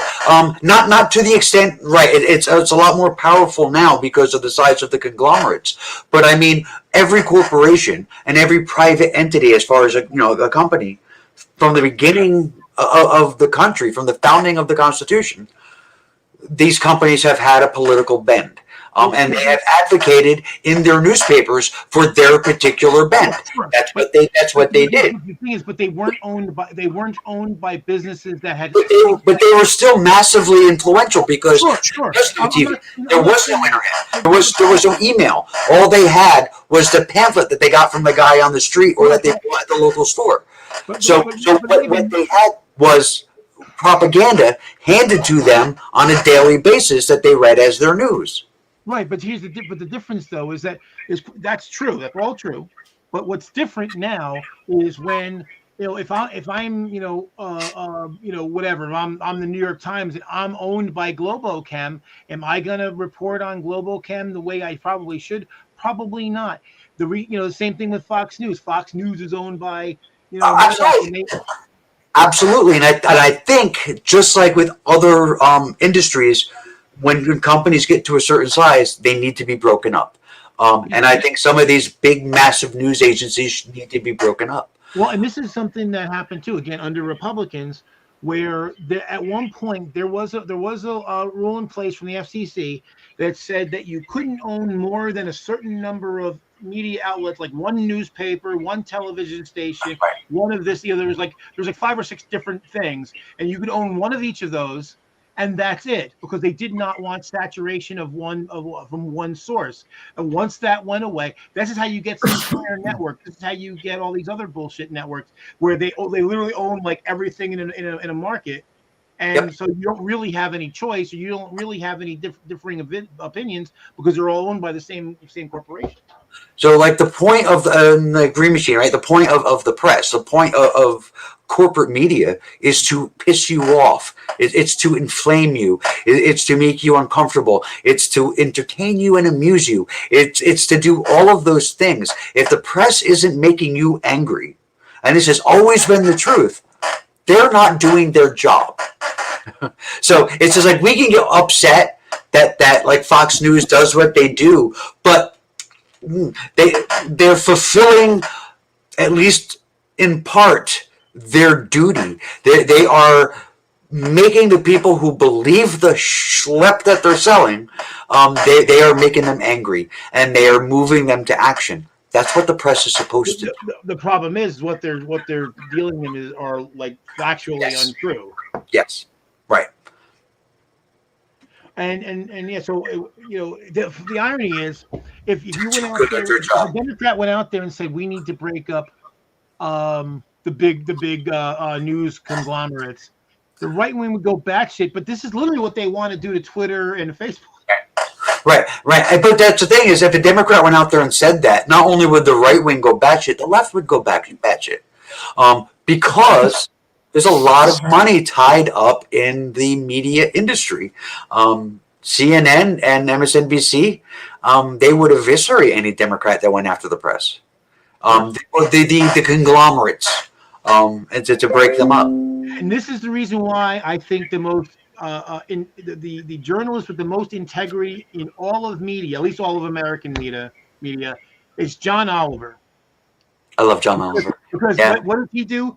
Every once in a while, have a story that crosses his parent company, And he gives him a 1-2. Not only he actually says that, hey, corporate daddy, and he's like, and he'll go after them and he'll say all sorts of stuff, and he'll spit in their face. So I love that because nobody else does. None of them do. They're all cowards. Yeah. Well, I mean, now what is his name on? There's a liberal guy from that is on RT, is on Russia Today, and he constantly makes fun of Russia Today, even though they're the ones that. Damn it, I can't remember his name now. Damn it. Is it Jimmy Dore? No, it's a guy with long. He's got long hair. He's got brown long hair. Can't remember his name, but he makes fun of Russia Today quite a bit. So AT&T didn't really create OAN, but they did give front money for it. Isn't that kind of creating it? Well, I mean, not really. I mean, like if you want to start a business and you go to a bank for a loan, did the bank create your business or did you? Yeah, they kind of did. I don't know. I mean, I had to borrow a little bit, to start my business. And yeah, I mean, it's your blood, sweat, and tears, but it's their money, and without their money, your blood, sweat, and tears count for nothing, right? So, yeah, it's not one or the other. I mean, but arguably it is. Arguably, it's the person that did it, because in a world where businesses could hypothetically be started without any funds whatsoever, it would not matter how much money somebody had if they didn't have an idea. I'd love to live in that world. How could I vote for it? No, I mean, I'm just saying, like, if you can't have the idea, it doesn't matter how much money you have. So I had posted something on Facebook a few weeks ago where I said, I wish I lived in a country where, I don't remember what the issue was, where kids didn't get shot in school. Something like that. And some motherfucker, I have no idea who this guy was and how he ended up on my friends list, but he commented, he said, I wish you did too. And I was like, the only way I could think to take that was you can leave whenever you want. That's what he meant. And it's just like, who are you? How am I a friend of yours? Wait, so, okay, your comment was, I wish I lived in a country where kids didn't get shot in school. And somebody commented and said, I wish you did too. Yeah. What? I think I'm missing. It doesn't happen in those other countries that people can friend us on Facebook from. They actually look at America as a cautionary tale. That's what I'm saying. Like, if they don't live in this country and they're like, yep, I wish. But they did. They did. So the only way I could interpret that was get the fuck out. Oh, the name of the channel that I was talking about was Redacted Tonight. Yeah, I thought so. I guess that, to me, that comment just sounds like somebody saying that they wished they also wished that kids didn't get shot in schools in America. I didn't read it that way. Well, see, that would be a possibility, but then I looked at their page. That's not what they meant. I mean, that's fair. Yeah, they were definitely on the gun side. Well, that's the thing. Like a little bit ago, a friend from high school. We weren't like close friends or anything, but he was a cool guy, and he came up on my friend's suggestion. And I'm like, oh, I haven't seen this guy in years.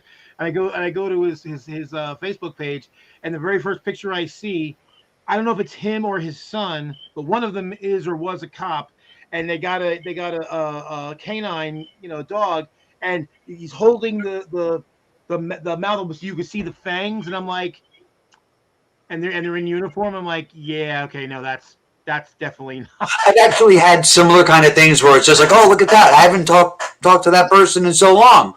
Scroll, and it's going to be a long time before I do. Yeah. Changing the subject slightly, if it's okay. Michael. Yes. I have a sincere question to ask you. Have you got much free time on your hands at the moment?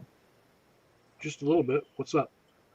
Well, I mean, seriously, I kind of want to. I keep thinking, oh, someone should do something. And if there was a march, I'd go to it. Well, maybe I should organize a march. Maybe we should organize a march.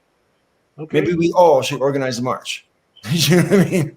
So if we want some action right here, right now, somebody did suggest something that I think we could all put to a vote right now.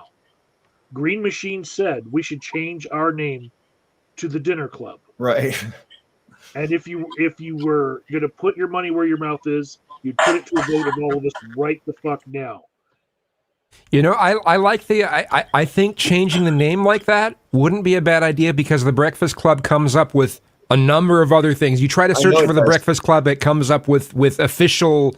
There is an official the Breakfast Club, so that's not a bad idea, honestly. This channel existed first, and that's why I never acceded to that. I'm like, no, we were here first.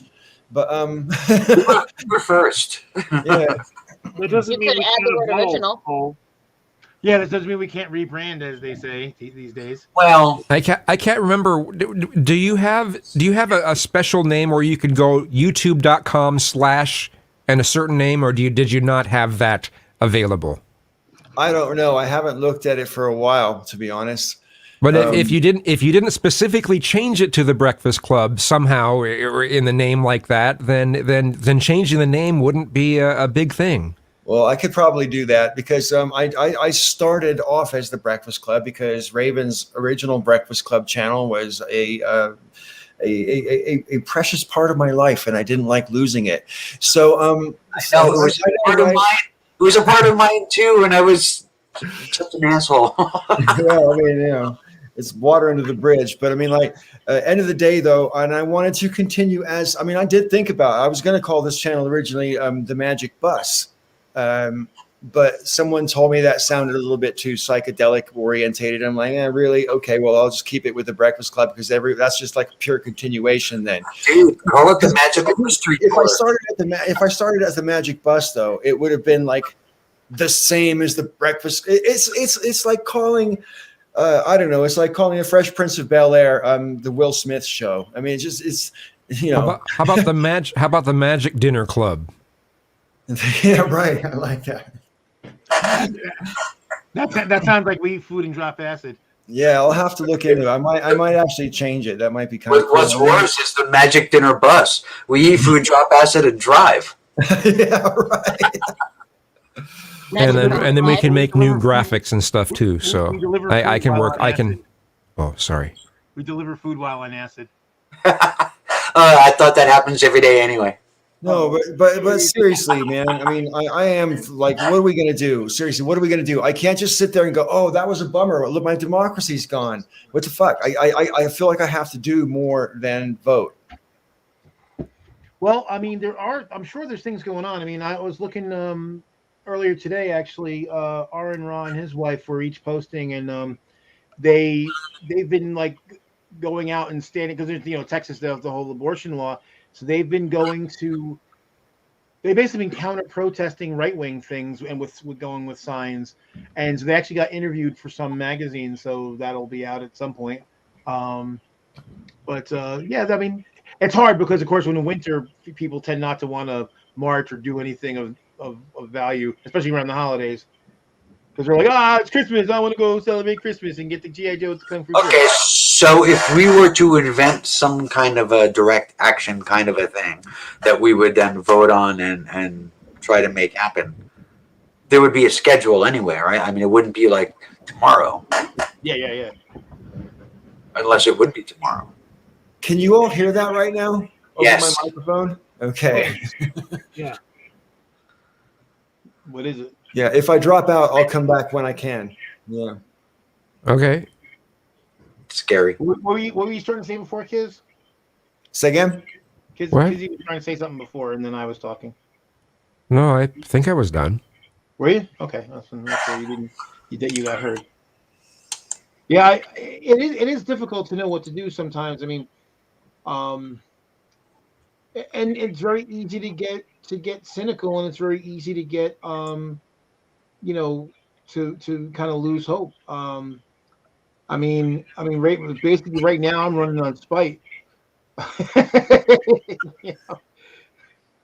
Because I mean, which, hey, spite has served me well in dark times. Well, I mean, I will say with love that you need hope always, or there's no point in carrying on. You always have to have hope. Now I don't know if this is exact quote from Tolkien, but it's in one of the animated versions of Tolkien. If there's no hope, then we must do without hope. There's always vengeance. Well, that's fiction, Joe.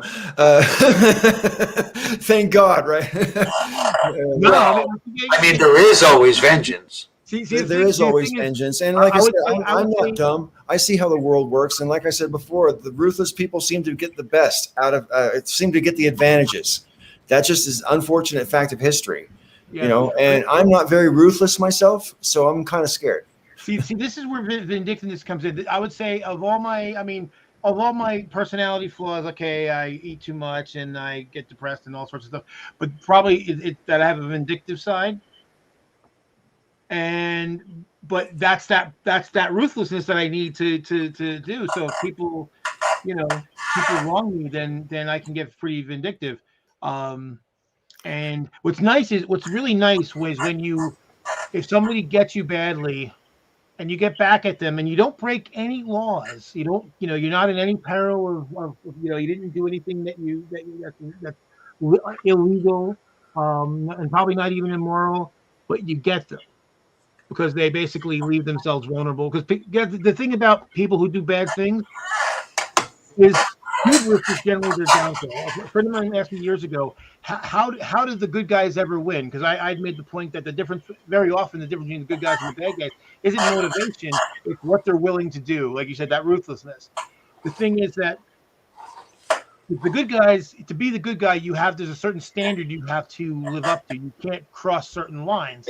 How do you win when your opponent is willing to cross those lines? So usually what happens, what usually takes down the bad guys is hubris. What took down the Nazis, what looked down a lot of bad people in histories, because at the end of the day, they weren't as clever as they thought they were.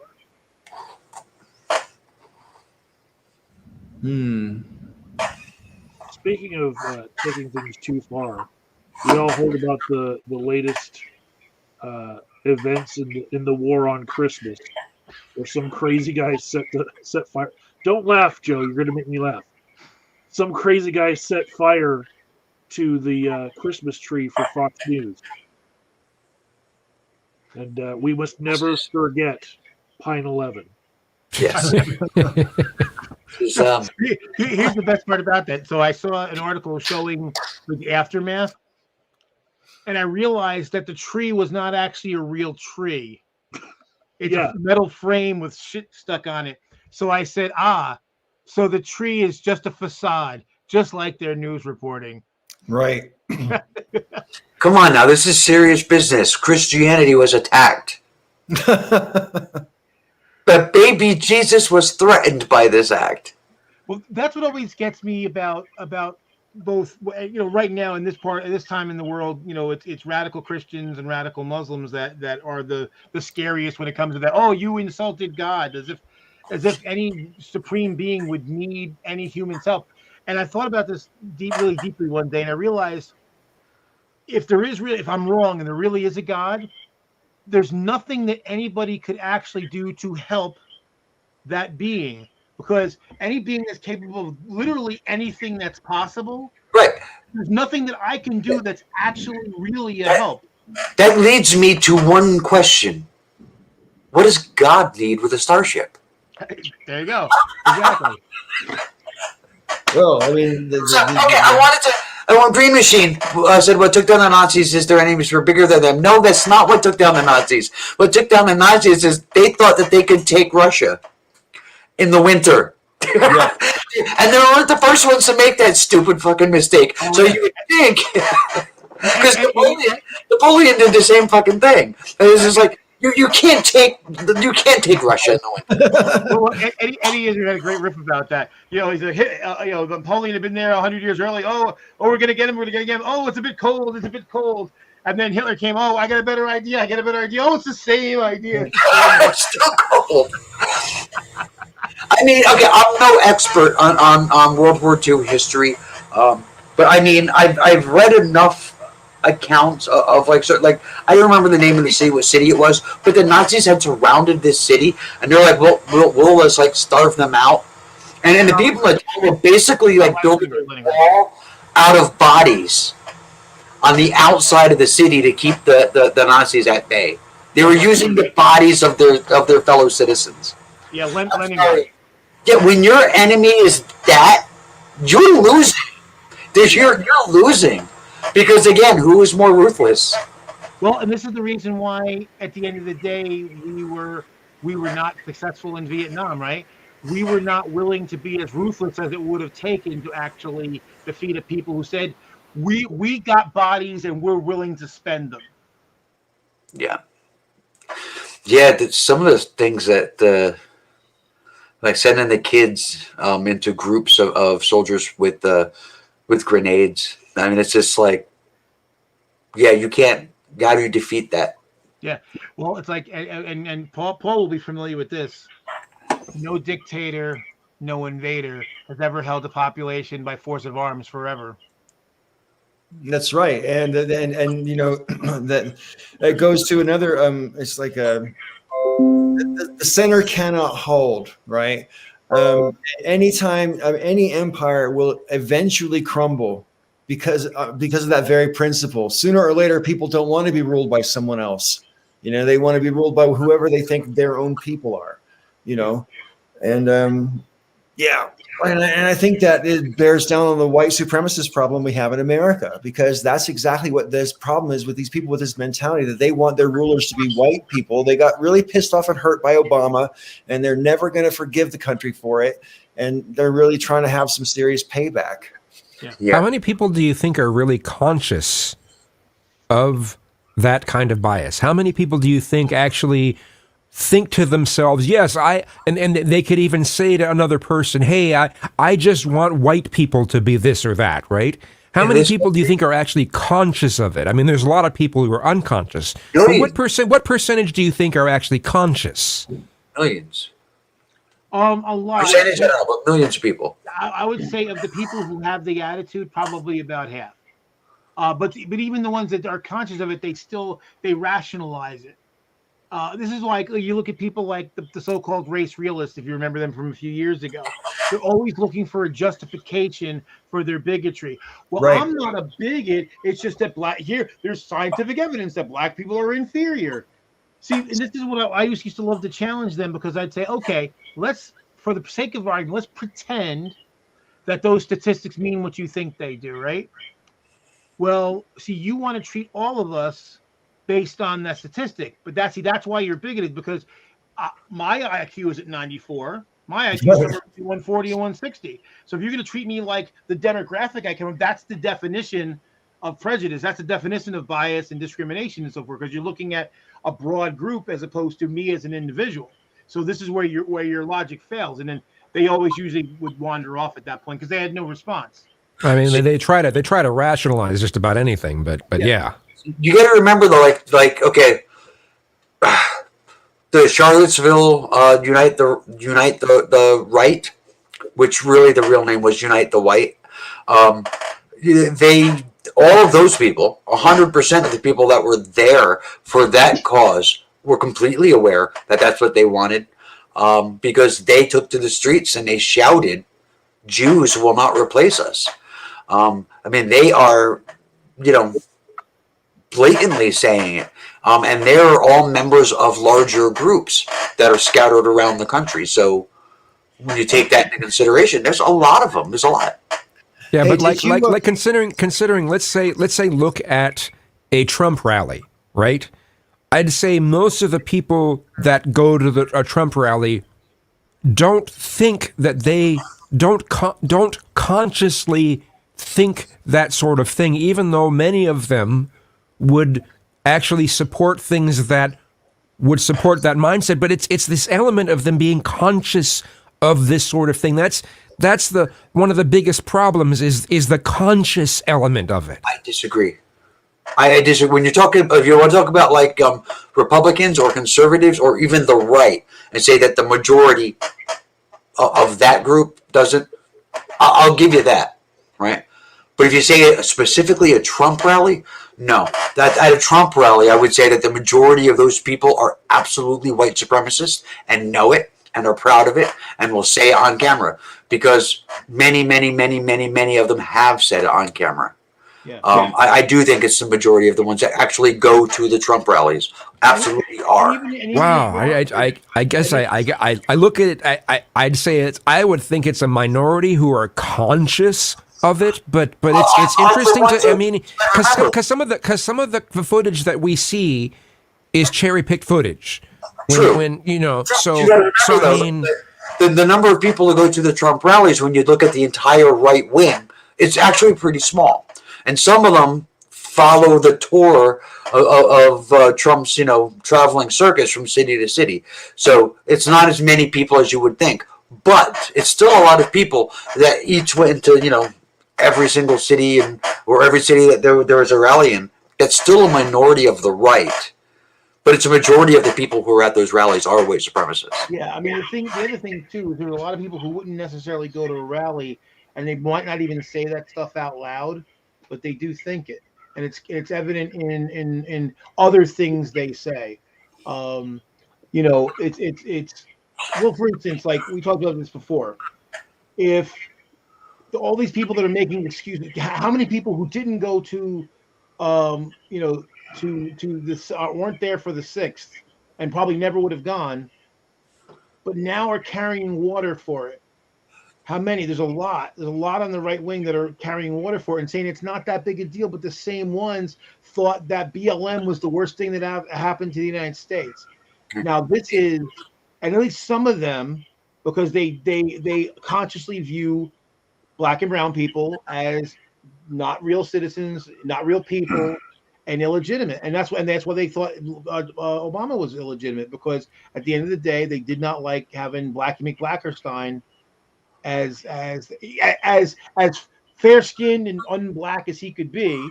Because the issues. Well, I mean, there's a lot of people though who actually believe some of the propaganda coming from people like Andy Ngo, for instance. So true, but here's the thing too. Like one of the things I saw, like during the 2012 election, there was somebody selling bumper stickers that said "Don't renege," not renege, renege, RE-NIG.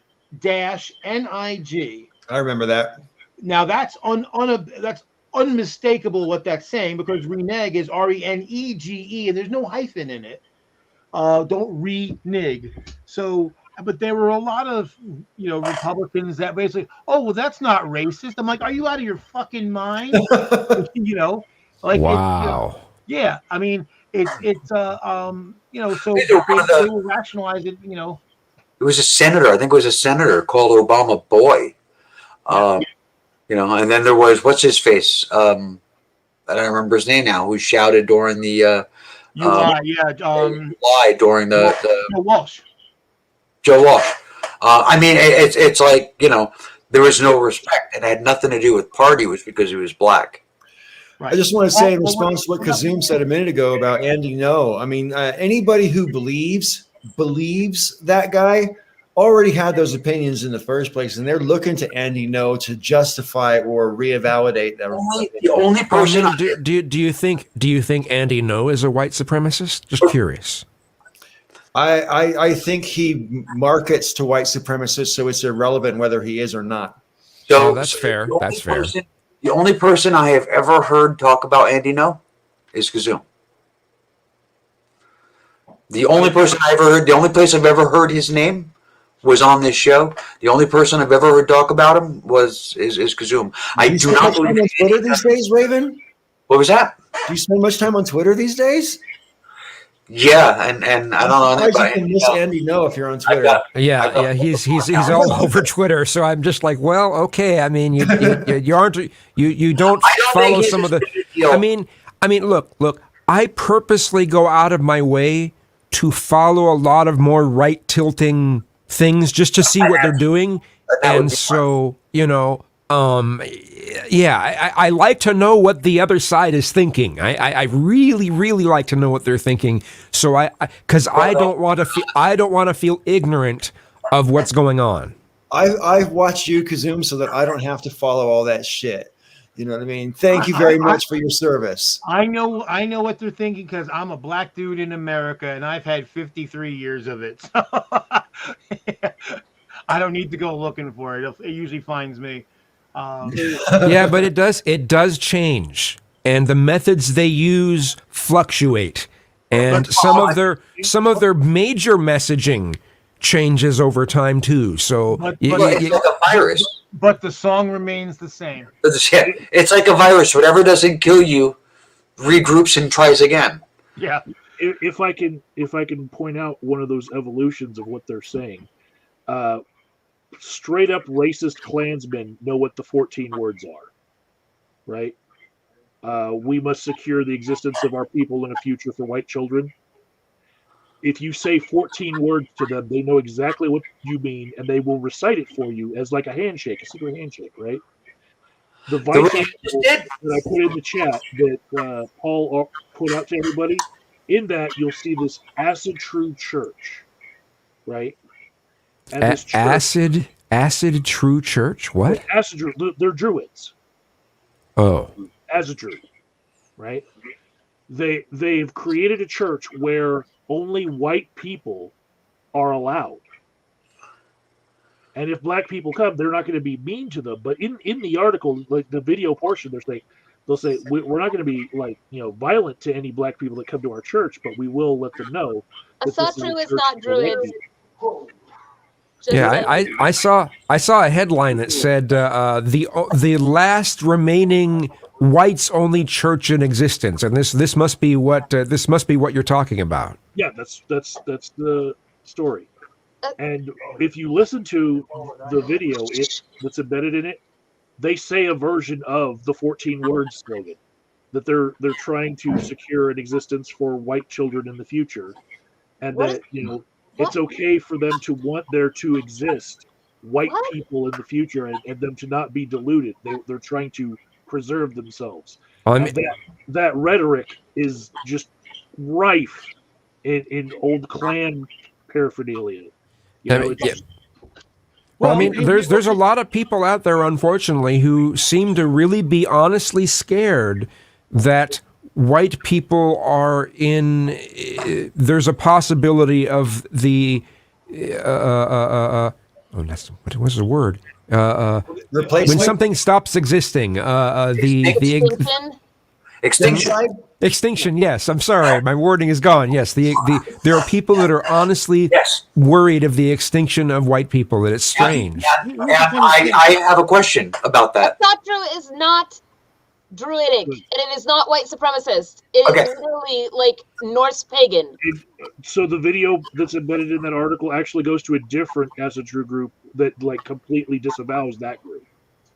Like so there you go. The main body of that is not anything like that. I'm just saying. But okay, so white supremacy in general is just like completely awash with Norse pagan symbolism and everything else. They've really adopted the whole thing. Anyway, I just wanted to say about like what Kazoom saying about people that are afraid that white people will be extinct. My question is, so? That's exactly. I've made a video like 10 or 11 years ago saying the exact thing, Raven. Because because unless you're talking about actual genocide, i.e., sterilizing a population or killing them off or starving them out or whatever, unless you're talking about genocide, if you're talking about just people like breeding, then white people aren't going anywhere because your genetics just get passed on to the next generation. And quite frankly, as I said in my video, I'll say again, do most people don't even really know anything about their great-great-grandparents. They don't know their first names, anything. They don't, and that's only 4 generations or 3 generations back. So do you really care what 3 generations hence are going to look like? Right. I mean, some of these people seem to be very concerned about carrying on their genes.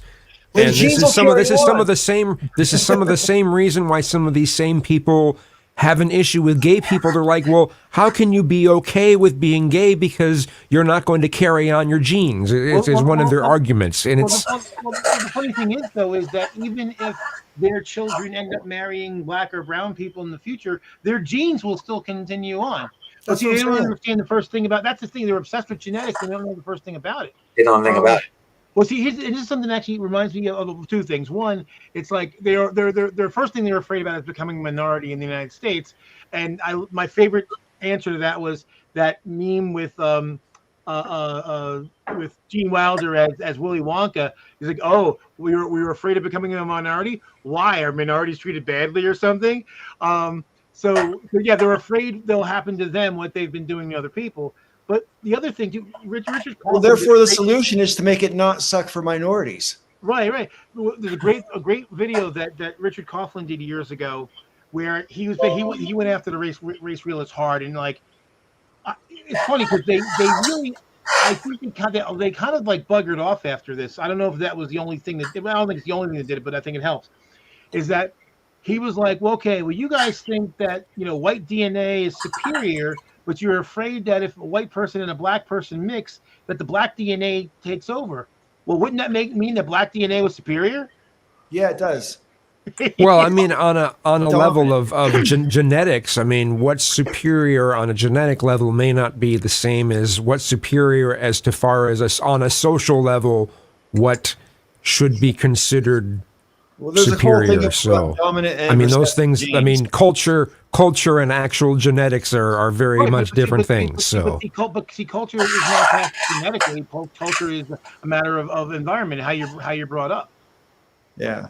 So if you have black grandchildren and you teach them all the shit you want them to know, they're going to know all that stuff. But it always kind of got me that they're so afraid. So they're so afraid that their superior DNA would get overtaken by the inferior DNA, which makes absolutely no sense. And of course, that's not how any of it works.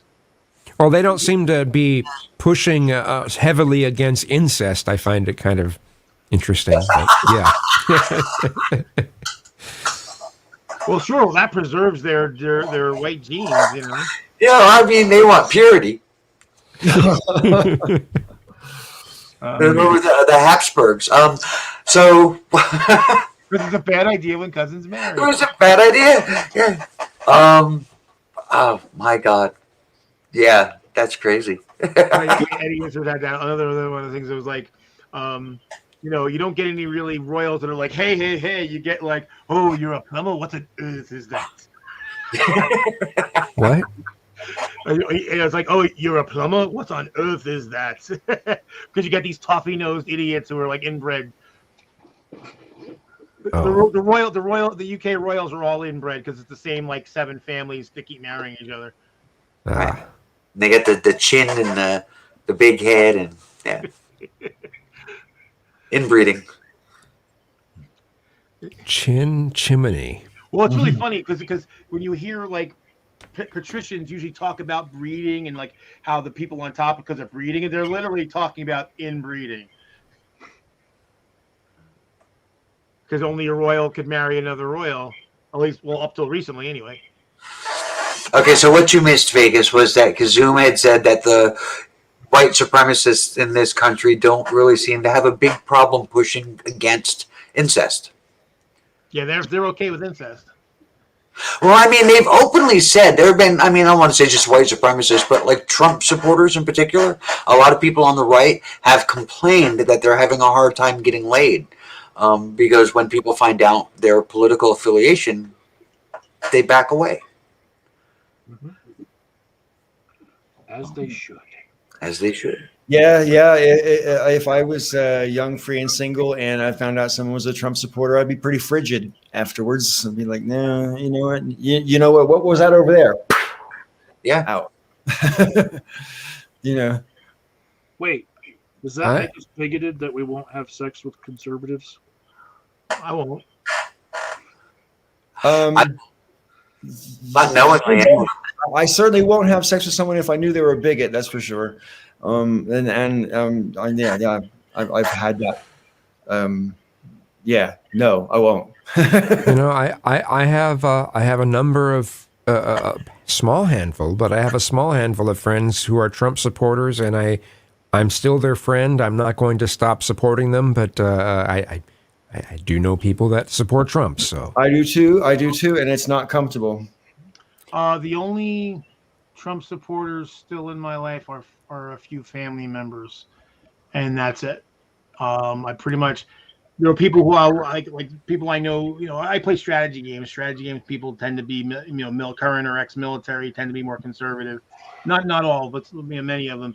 I'll still play games with them, but we're not friends anymore. So yeah, I mean, I understand when people say to a degree anyway. I can understand when people say that we've started to become too sensitive to language. And I guess I can understand that. I'm not sure if I mean, I think we've become more aware of what language does, but still, I can understand people's argument when they come from there and they push the notion that Trump represents something that goes against that flow, and for people to just be blunt even if it hurts people. Because they don't really mean that. They're the easiest people to offend in the world. You know what I mean? They don't really mean it. They don't realize that, though. They don't realize that. If You say they're not very self-aware, which I agree with. How could you support that guy and have any clue about what's going on? like, how could you be like an LGBT person and support or be friends with someone who supports Donald Trump, and not have a problem with that person because they obviously are okay with bad things happening to you? I mean, basically, for my attitude, because I had somebody say to me, a while back when I unfriended them, and they said, "Oh, you're willing to end a friendship over a simple disagreement?" And I said, "No, but I am willing to end a friendship over a fundamental difference of basic values."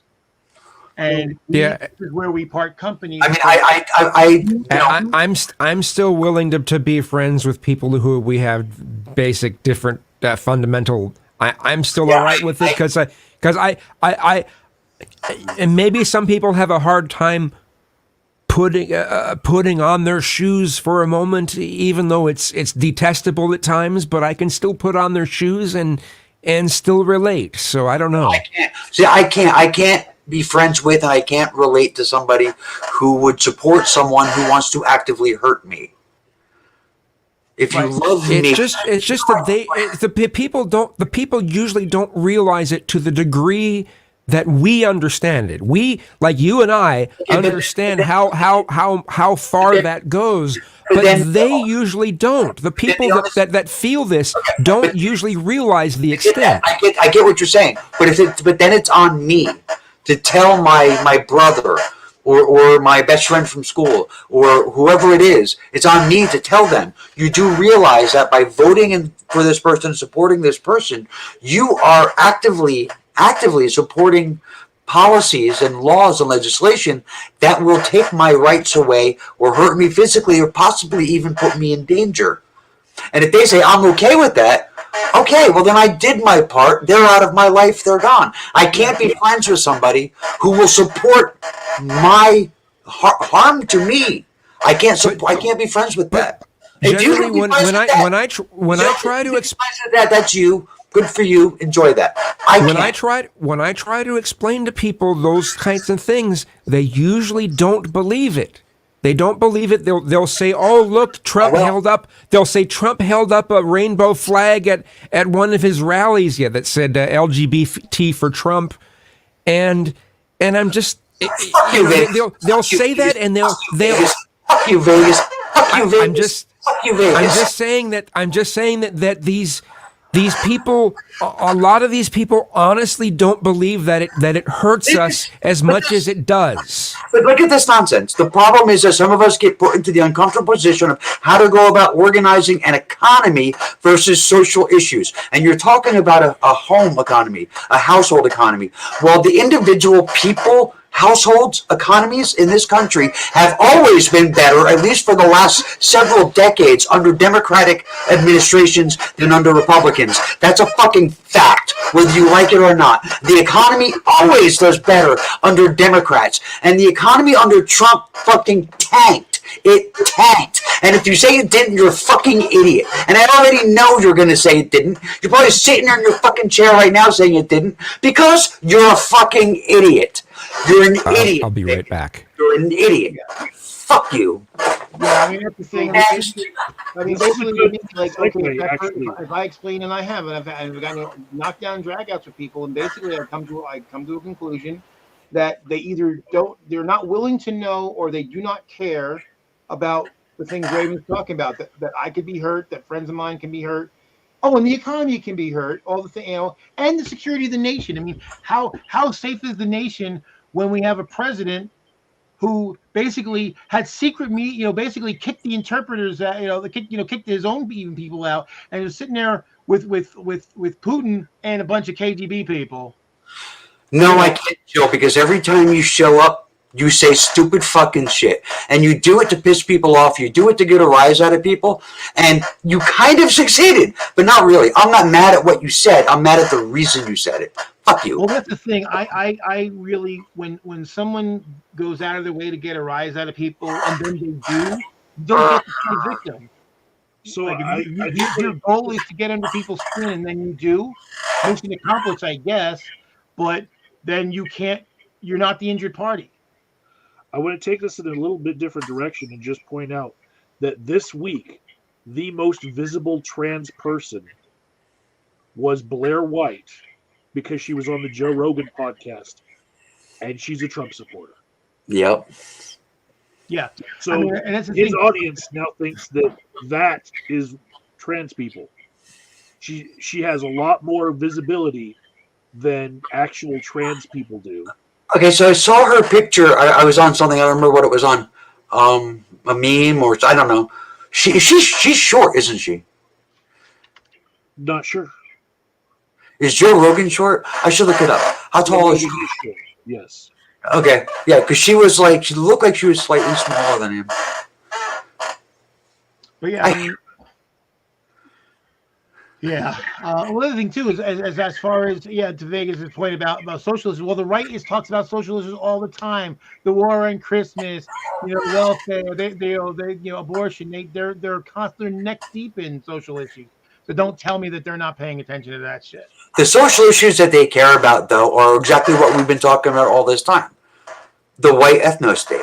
That's what, when they say identity politics, what they mean is they only support white identity. Right. You don't want to hear from anybody else. Right. Yeah, okay, whatever, dude. Whatever. It's the same fucking bullshit. It's the thing is, you do it all the time. You do it all the fucking time. And you'll say, I'm not trying to fuck bullshit. You're a gaslighter. You're a sea lioning bastard and fucking bullshit. Fucking bullshit. I have no idea what set somebody off. But you can talk about politics and the economy all the time, and you'll say something that is really fucking stupid, and you'll be corrected. And then you'll say the stupid fucking thing again. So it's just like either you are literally stupid or you're doing it to be a douchebag. Both of those things I take issue with. So, man, I just had an Austin Powers length piss as I had to hold my arm against the wall to continue, and I come back and something has happened and I have no idea what it was. Yeah, you're better. So what went on? Because were there some comments that were banned that I don't see, or what happened here? What went on?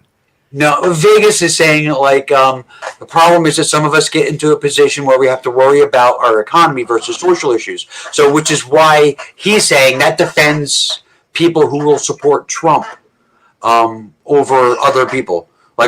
You can't blame them because they have to worry about their economies. But, the average person financially suffered under Trump.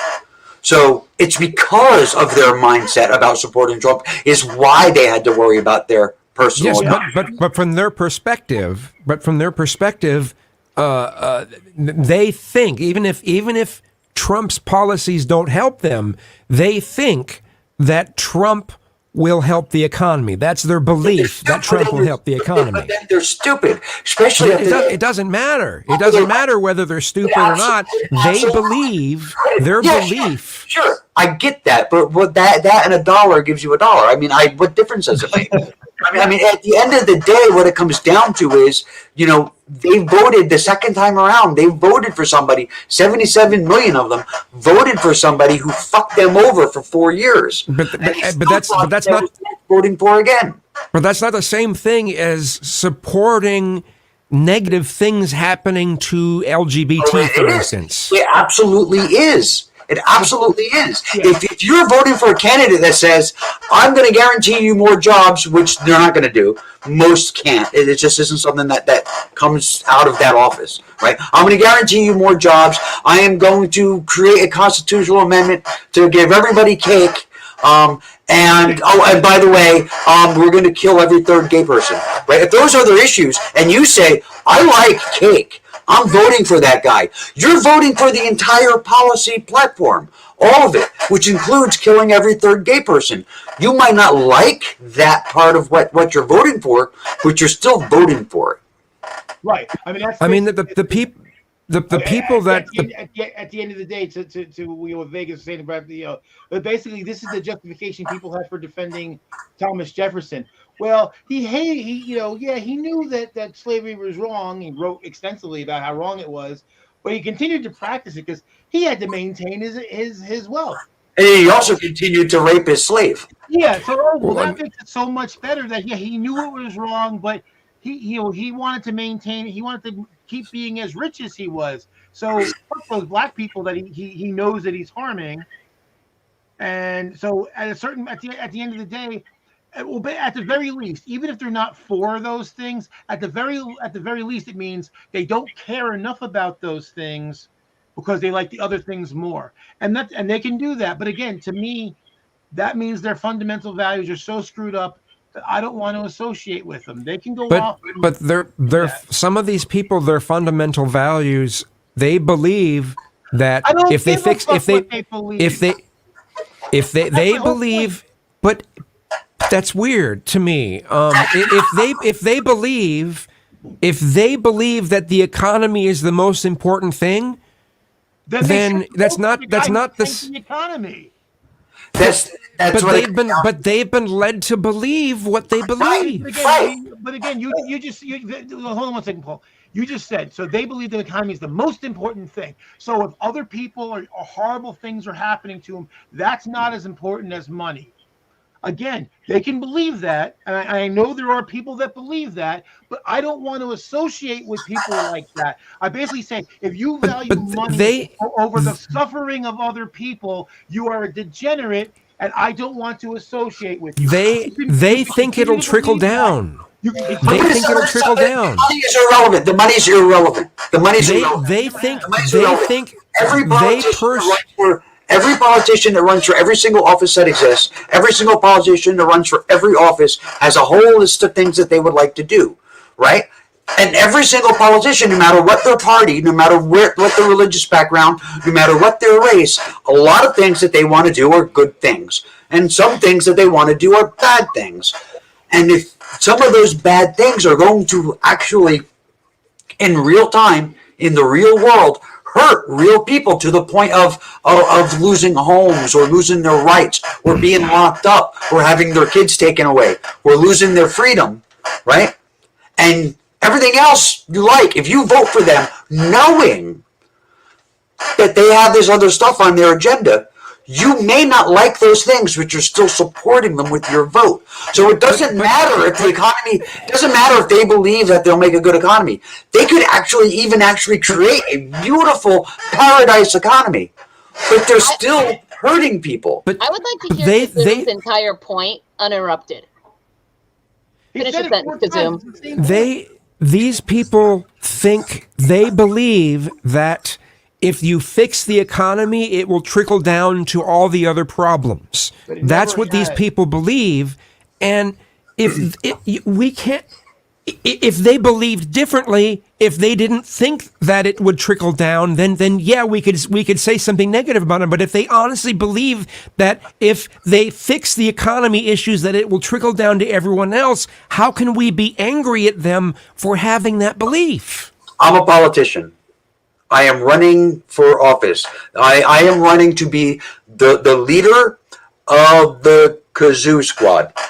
And you are all on this squad, and then there are about 1 million others. And here's my platform, okay?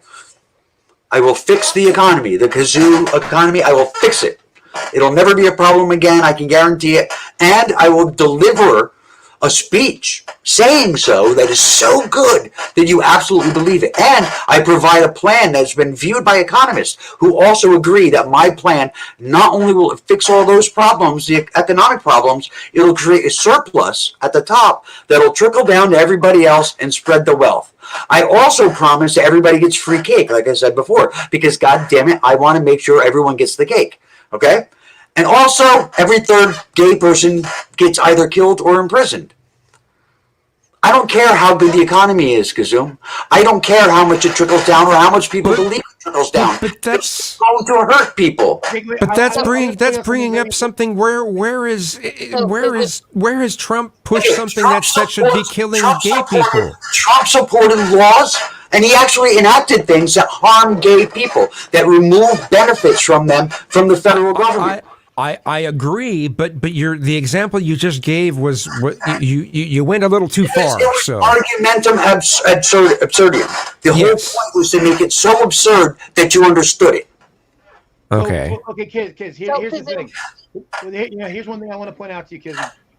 What you're arguing for, that their position is literally what the Nazis ran on. That this is what Hitler ran on. There's certain people fucking things up, and we're gonna get them out of our way, and everybody's gonna be successful. That is literally what the Nazis ran on. But similar things as what Trump has run on is similar to what many Republicans have run on for a long time. The question that I heard you ask was, how can we be angry at these people for having the beliefs? Yeah, that was one question that he asked, and I think you froze, Sister Danger. Hello? Oh no! I don't know. I can hear you, but I can't. But now your video is refreshing. Okay. So the question that I heard asked was, how can we be mad at these people for having the beliefs they do if these are what they truly believe, right? That's okay. So I think that question can be asked of literally any set of beliefs that a person holds. So if somebody is a socialist, if they are, Islamic, if they're Buddhist or whatever, right? And we can say, well, how could we be mad at these people for holding this set of beliefs? And then we compare the thing that makes us mad, right? Is that when we think about whether or not we should be, is how that set of beliefs impacts basically greater humanity. And when it has become demonstrable that the set of beliefs you hold is negatively impacting a demographic of humanity, and you then purposefully continue to hold that, and you do not move away from it, change your mind, at least try to modify it in some way, shape, or form, then I think that is the point that we can say that this is why we're mad. I don't care how sincere your belief is, right? If the person can see how it actually affects people and then they still continue, then that's a problem. Absolutely. I totally agree. If they refuse to look at evidence to the contrary of their belief, that's willful ignorance. And then I can be mad at them for not being willing to look at evidence to the contrary. That's fair. That's fair. All right. I can guarantee you for the 2020 election, the vast majority of the people who voted for Trump were absolutely aware of his white supremacist leanings, of his anti-LGBT leanings. They were acutely aware, because there's no way you can live in this country and not be aware. Trump made a number of virtue signaling statements throughout his presidency, throughout his but they didn't match his actions. Right. True, but he made these statements, and so his followers will say, well, look, he made these statements. Right. Because they're trying to justify. I'm just saying that's what they do. I get it, Zoom, but like I said, it doesn't match the actions. And then I've anybody who supported Trump that was in my life on a personal basis, they're gone. They're gone because it's just like I can't understand how you can continue to support somebody who supports hurting me. So if you're in my life and you're supporting that, then you should not be in my life. Yeah, the RNC literally had a neo-Nazi symbol as the stage. The stage was in the shape of a neo-Nazi symbol. Yeah. But I think there's only a certain set of people who were actually aware of that until maybe after the fact, and then after it was presented that. But I don't think the majority of people were aware of that. Sure, but they continued to support them after they found out. There was Ted Cruz and a number of other high-profile Republicans gave speeches at a church where they preached that homosexuals should be killed. And the Republicans that were there handed out literature on how to go about cleaning homosexuals out of the country by executing them, by marching them to the gas chambers. Well, I hadn't heard about that, so that's interesting. For members of our government that are still sitting in fucking office, and they support Trump, and people that support them. And if you support, like anybody in my life supports any of those people, they're not in my life anymore. Right. And right. Laura Ingraham during the 2016 convention, literally giving a Nazi salute to Trump. I can't wrap my head around that. I just wanted to say that, I mean, nationalist movements are inherently fascist, and there's whether people want to call it white supremacist or not, the whole America First agenda is what Trump calls his agenda. That is inherently nationalist. And nationalism, I can't think of any example in history anywhere around the world where a nationalist movement has not depended on the denigration of a minority group, at least one minority group in its population, whether that's LGBTQ in this case or minorities of another description in another case. It would depend, because in America, there's an awful lot of ways these people want to be bigoted, in my opinion. I mean, the biggest group that is spoken against in Trumpism are undocumented immigrants from Mexico. That seems to be their biggest one of their biggest enemies, so to speak. Jews. Well, that goes straight back to the whole thing, like historically speaking, and you can look at American history. You don't even have to look at the other countries in the world, but it's true about other countries in Europe as well. But in American history, every time there's been an immigrant wave, there's been a backlash against that immigrant wave, whether it was Irish or Italian or Polish or whatever. There's always been backlashes against that, especially when they settle in certain population areas, like say Milwaukee or New York or Boston or whatever, and there's a lot of bigotry against that population for decades. I mean, the Irish have taken it for a long time in America before now. St. Patrick's Day is like celebrated by the whole country, But it's weird how that ends up working. It's weird how that ends up working. I mean, I've noticed it. We've all noticed it. There's places called Chinatown, in our country. There's a couple of Chinatowns. One thing I don't understand, and I cannot see any reason for, is Dearborn, Michigan. How did Dearborn, Michigan, of all fucking places, become the Muslim capital of the United States? I can't answer that question, but I can speak for the Chinatown in San Francisco as a result of ethnic cleansing. Because when the Chinese finished making the railroad that crossed America in the 19th century, most of them settled in Truckee, which is just outside of Lake Tahoe, right? And literally, they all got burned out of town and moved to San Francisco, and they had to settle in San Francisco because it was safer for Asians in San Francisco than it was any place rural. They literally all got burned out of town, and that's what Chinatown was. So that was like Chinatown was the result of a refugee situation, within America as a result of ethnic cleansing.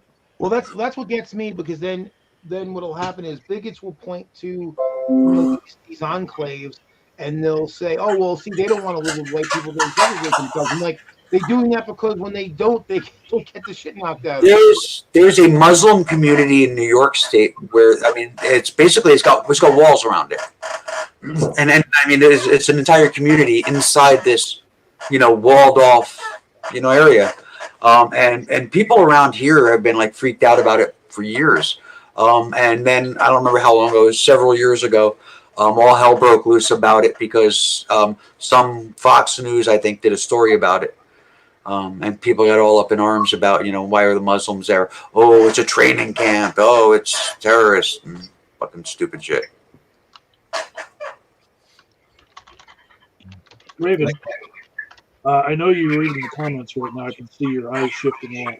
I just wanted to point it out that it looks as if Vegas would like you to give him credit for having left the GOP after the January 6th event. And Nope. My feelings about that are like everything else up to January 6th, that was like Right. That was acceptable. Deal breaker. Right. That was acceptable. Absolute insurrection. But I mean, Here's what you have to remember, though. Vegas doesn't believe that it was an insurrection. He actually calls it the January event, like it was a party. It was an event. I used to, organize and host events actually that lasted longer than the January 6th insurrection. And I used to do that annually, and that was an event, but nobody was in danger. So. What do y'all think about the fact that we've found out now for like a concrete, sure thing that there's like multiple prongs of a internal coup to take over the government from within, and January 6th was only one part of that. Well, I mean, that's what I was talking about earlier about the January 4th thing where, Kanye West lackey went down to Georgia, like the devil went down to Georgia, looking for some votes to steal. I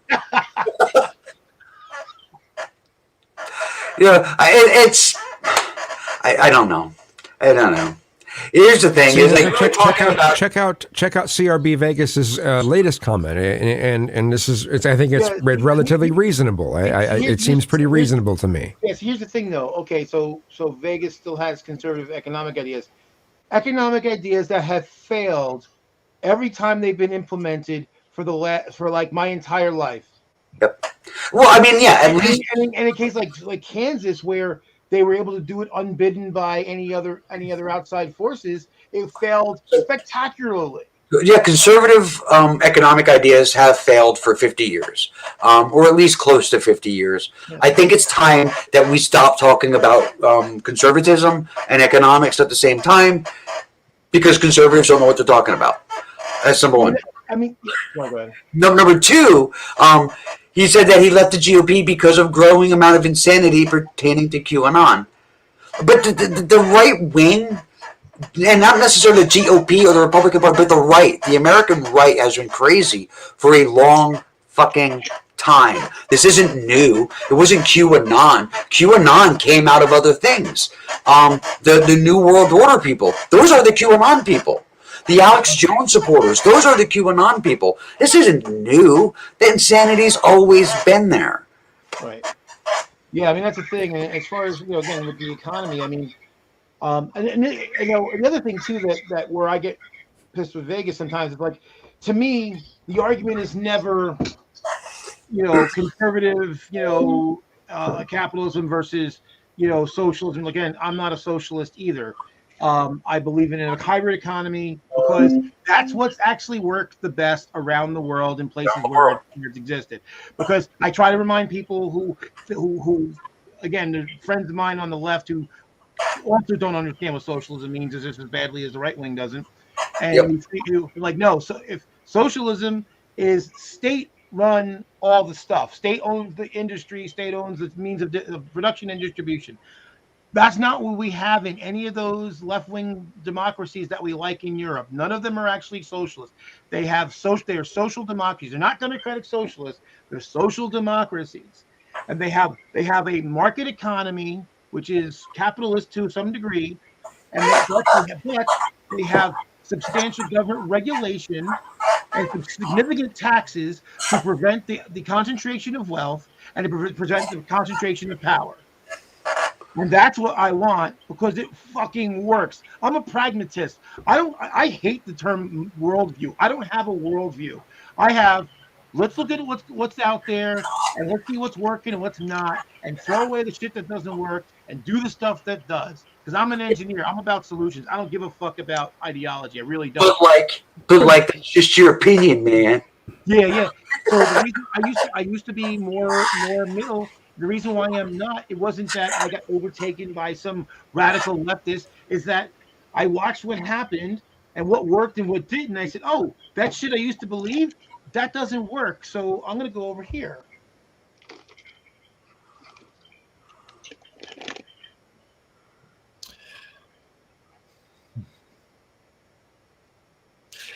I had something I was going to say, but I forgot it.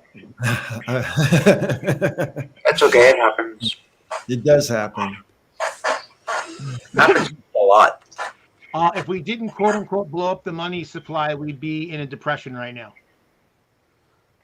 Well, I mean, some would say that we're in a depression right now. So no, we're not in a depression. A depression is it 4 consecutive quarters of contraction of the economy? Correct. And like I said, the GDP growth last quarter was annual rate of 2.1, which is not great, but not horrible. Before that, it was 6.7, and much of what's happening now, the shrinking, is because of the shortages. And the shortages we're still running into effects from when everything was sheltered and shut off, and we haven't got back to full. And it's going to take probably another 18 months before we're fully out of it. Yeah. Well, we're definitely struggling right now. That's for sure. See, the thing is that we're not. I mean, see, and the thing is, because I'm in a service industry, I've always been pretty well connected into where we're at because I can go by the inquiries we get, how often we get the inquiries for new work, and what type. Like there are people that are saying, like you just said, presume that we're struggling, and they say, I don't know what your thinking was when you said that, but for a lot of people, they're saying it because they go to the store and the shelves are empty.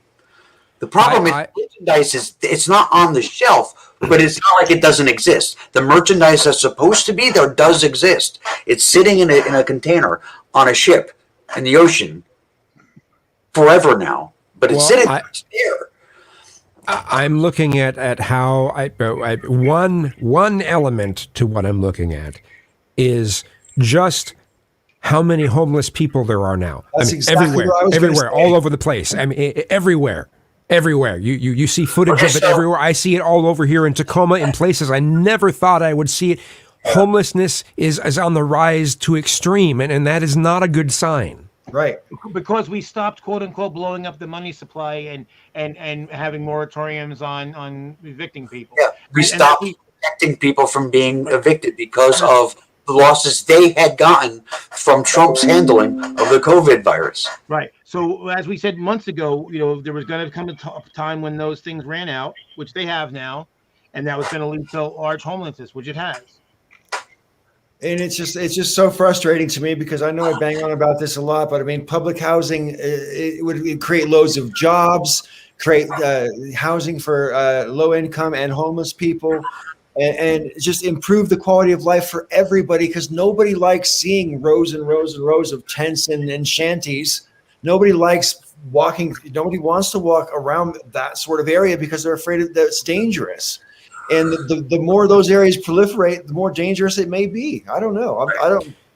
I mean, one thing that definitely goes into it is there's too much NIMBY going on. Yes. As far as trying to fix any of the problems, there's too much NIMBY going on. Way too much, and that's happened for quite a long time. And again, there's a lot of bigotry and racism going along with that as well. I was going to say that, because Vegas is wondering about how long can something be transitionary and still be called transitionary. And I don't know. I don't think it's been a really, really long time to be in a transition period, considering what we're in the middle of. I mean, we're still, some of the highest deaths from COVID that have happened recently. But it's not like we're not almost out of this. We're still in the middle of a worldwide plague, and there are still people dying all over the place. Hospital rooms are still full. Some schools are still getting shut down. Some places of employment are still getting shut down. These things are still happening.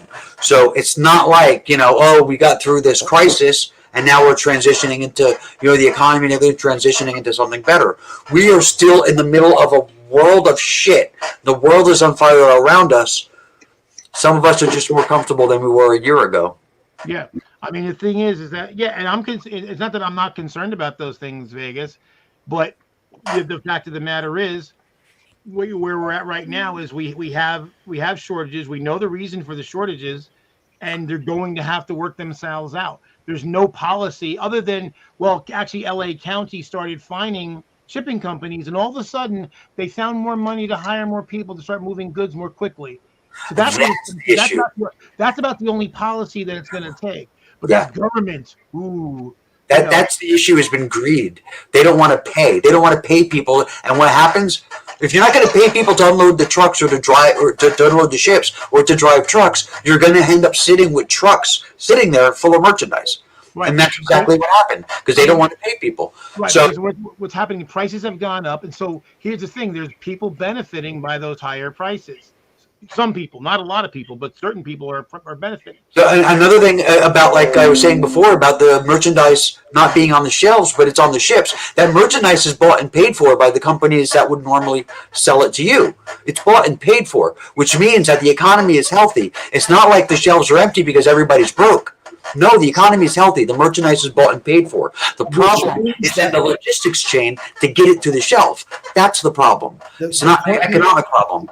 The point you just made, to expand on that, the fact is that it's already paid for, and therefore the money is tied up. It's not circulating properly, and that's one of the reasons prices are going up, because they have to recoup the money that is currently tied up, that it would normally be flowing. And I do believe that my ideas are not above being critiqued. The problem is, or the issue is, my ideas, or ideas like mine, have already been proven to work because they work elsewhere. They are working elsewhere. They do work elsewhere. They have a history of working.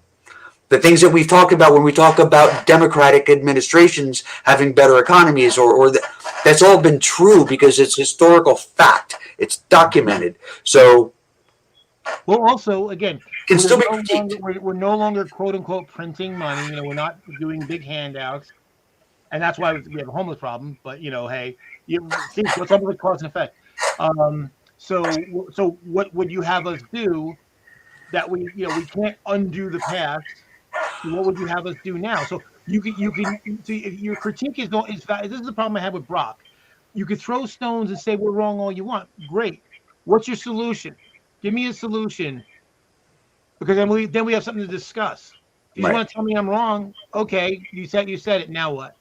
Well, I mean, sometimes in order to find a solution, we have to at least acknowledge that there's a problem to begin with. Right. Why did you give Paul a heart attack? Raven, if those systems worked in those other countries, then tell me one billionaire that those other countries have produced. I don't know. Nor do I think it's relevant. Well, that's the kind of thing Reagan used to talk about. That's actually a sign that they're working. Right. The fact that they aren't producing billionaires. Oh, and there are a few. I mean, they're not a lot, but there are a few. Yeah, but it's a lot harder when you actually have a tax system that disincentivizes you for hoarding all the money. And it's even harder when you have, like here, where you have an entire country full of temporarily embarrassed billionaires. Yeah. They're embarrassed. Have you ever heard of Europe? I think it's also harder when you actually love your country and not just drape yourself in the red, white, and blue, but like you actually want your country to succeed and get your tax money so that it can do something. So the last several years, 5 years, I would say 5 years, one of the things that has been personally one of the most painful things about what we've lived through over the last 5 years to me has been the realization that so many people in positions of power in our country have absolutely no regard for the offices they hold, for the oaths that they take, or they care about the country at all. It is horrifying how many people are supporting Donald Trump and the big lie. It's horrifying how many people in positions of real power are being called to testify for their own actions in front of the January 6th committee. It is really scary. So, Oh God, heck yeah! I mean, for me, I hope that this January 6th, I take it they're going to be doing more public hearings after the new year. And Okay. I'm going to actually end up watching way too much of it, I think. I kind of, I've done a lot of that in my life. I watched the Watergate hearings when I was a boy, and I watched the Iran-Contra hearings when I was a young man. And I find the workings of Congress fascinating, and you are really watching history when you're watching that stuff. I want to address what Vegas said here. Okay, Vegas. This is going to sound insulting, and yeah, I guess it's maybe meant to. But you obviously know nothing about global pharmaceutical. Okay, if we somehow, first of all, cutting off China. Okay, so what about all the people who can't get their meds? Now what? Okay, that's one. Two, there are almost all of the pharma companies now are global. They are in multiple countries. I don't care where they're based. That's irrelevant. They have production facilities around the world, and where they're based is largely irrelevant. My wife has worked in pharma for the last 23 years. So I got a first-hand, like a first-hand and a half view of what goes on. I've also worked with pharma companies on projects. It doesn't work that way. You're not going to accomplish anything. It's not like you can make all the production come back here. The production may come here, but it's probably going to go to another country. The thing is that all the drugs that come into the United States, they have to fall under certain auspices, whether they're under the FDA or not. All the countries, all those European countries, South American countries we deal with, they all have something akin to the FDA, and they all follow the same damn rules because they're in multiple countries, and they all follow the same damn rules. So it's a really monumentally ignorant thing you said. It's not going to change the damn thing.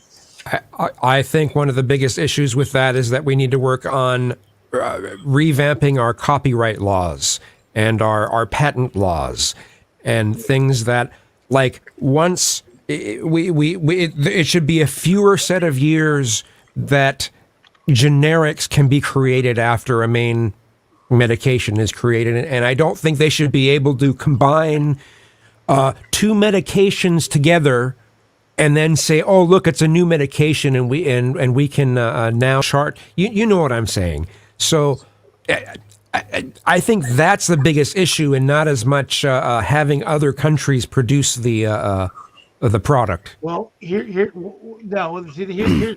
two issues. That one of them is if we allowed reimportation, because here's the funny thing about it. They were against reimportation from Canada. But think about the word reimportation, not importation, reimportation. So these are things that were made in the USA, sent to Canada for packaging and shipping, and we want to bring them back in the country. By the way, I've worked with Canadian pharmaceutical companies. I used to work for a Canadian company. They follow the same damn rules. So even if it was made in Canada, I'm not afraid of the efficacy and safety of Canadian drugs because they're following rules that are just as strict as ours. So if we got rid of that bullshit, that where we're not allowed to bring that stuff in, that would fix a lot of what you're talking about, because now they would have to compete. Now, one thing that does happen that Americans don't realize that's important to understand. When for countries in Africa and in other third world countries that need drugs, they basically are given the drugs at very low price, often below cost. Now, what the drug companies should be doing is they should be spreading that cost over all the places they sell the drugs, but they don't do that because they're in competitive markets, in Europe. So what they do is they funnel all the cost of that into the U.S. market. All of it, 100% of it. None of it's paid by Europeans buying it. So if you got a Merck drug that's sold in Germany, Germans are not paying any extra for that drug, even though there's a cost of basically giving the drug away in the third world. So Americans pay all that cost. But if you had the same competitive situation here, they would end up distributing that cost across the whole world and not just on Americans. Right. So I do think there's something to having a strategic reserve in case another pandemic happens. Like when we ran out of N95 masks, that was some bullshit. Right. Even Canada has a strategic reserve of maple syrup. China sent operatives to Australia before everyone realized that was going to be one of the pinch points in healthcare. And they had shipments of N95 masks that they intercepted in Australia and sent back to China because they knew that they were going to need them. They were going through shelves and picking the N95 masks off of Australian shelves, sending them all back to China. Yeah. So they were, rascals. We'll just say rascals. I just kind of agree with the whole thing that we should be making more things here. I agree. We should manufacture more here, but here's what's going to need to happen: Americans are going to have to be willing to pay a little more. Yeah, that's true. Because companies are going to need to be able to pay their employees a wage where they can exist. Right. Americans will pay more as soon as they can't get things from outside of the country.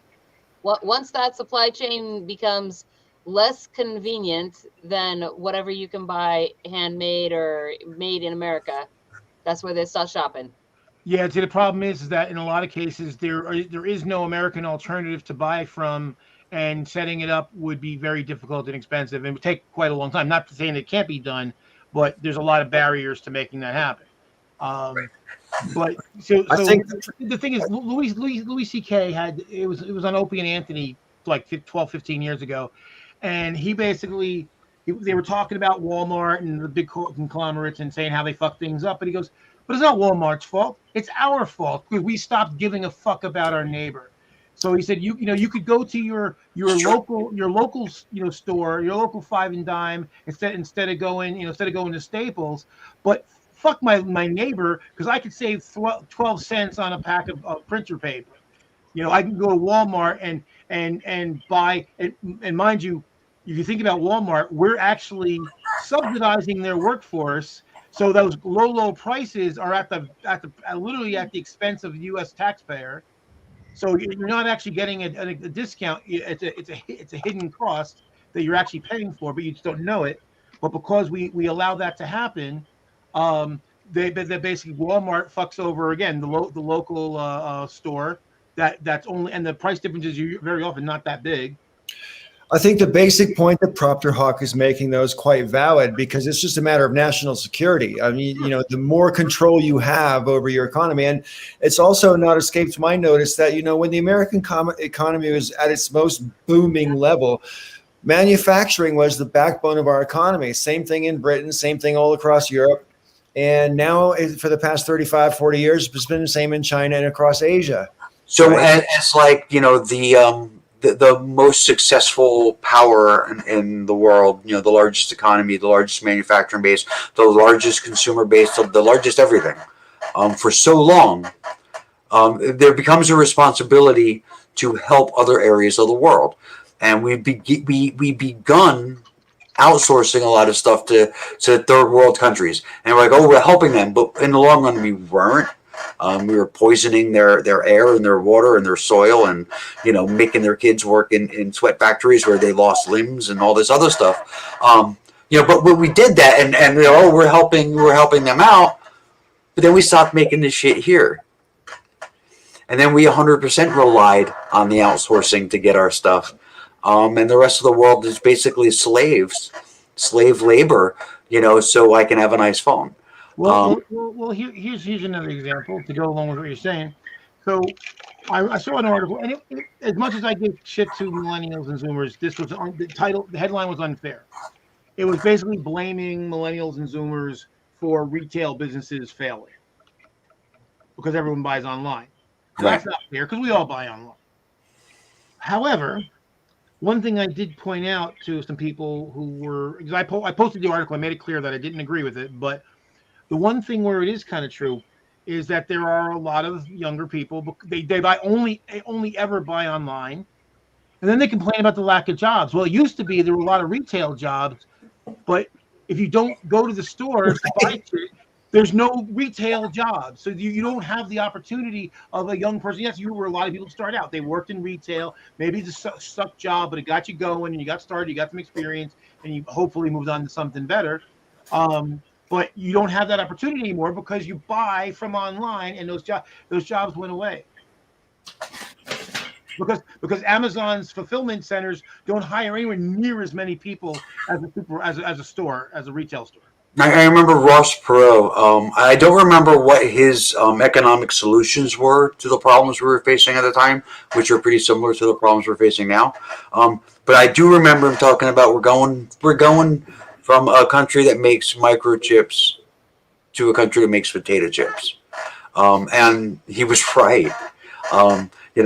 We laugh at him, as much as most of us laughed at him and his, infomercial campaign ads that were an hour long.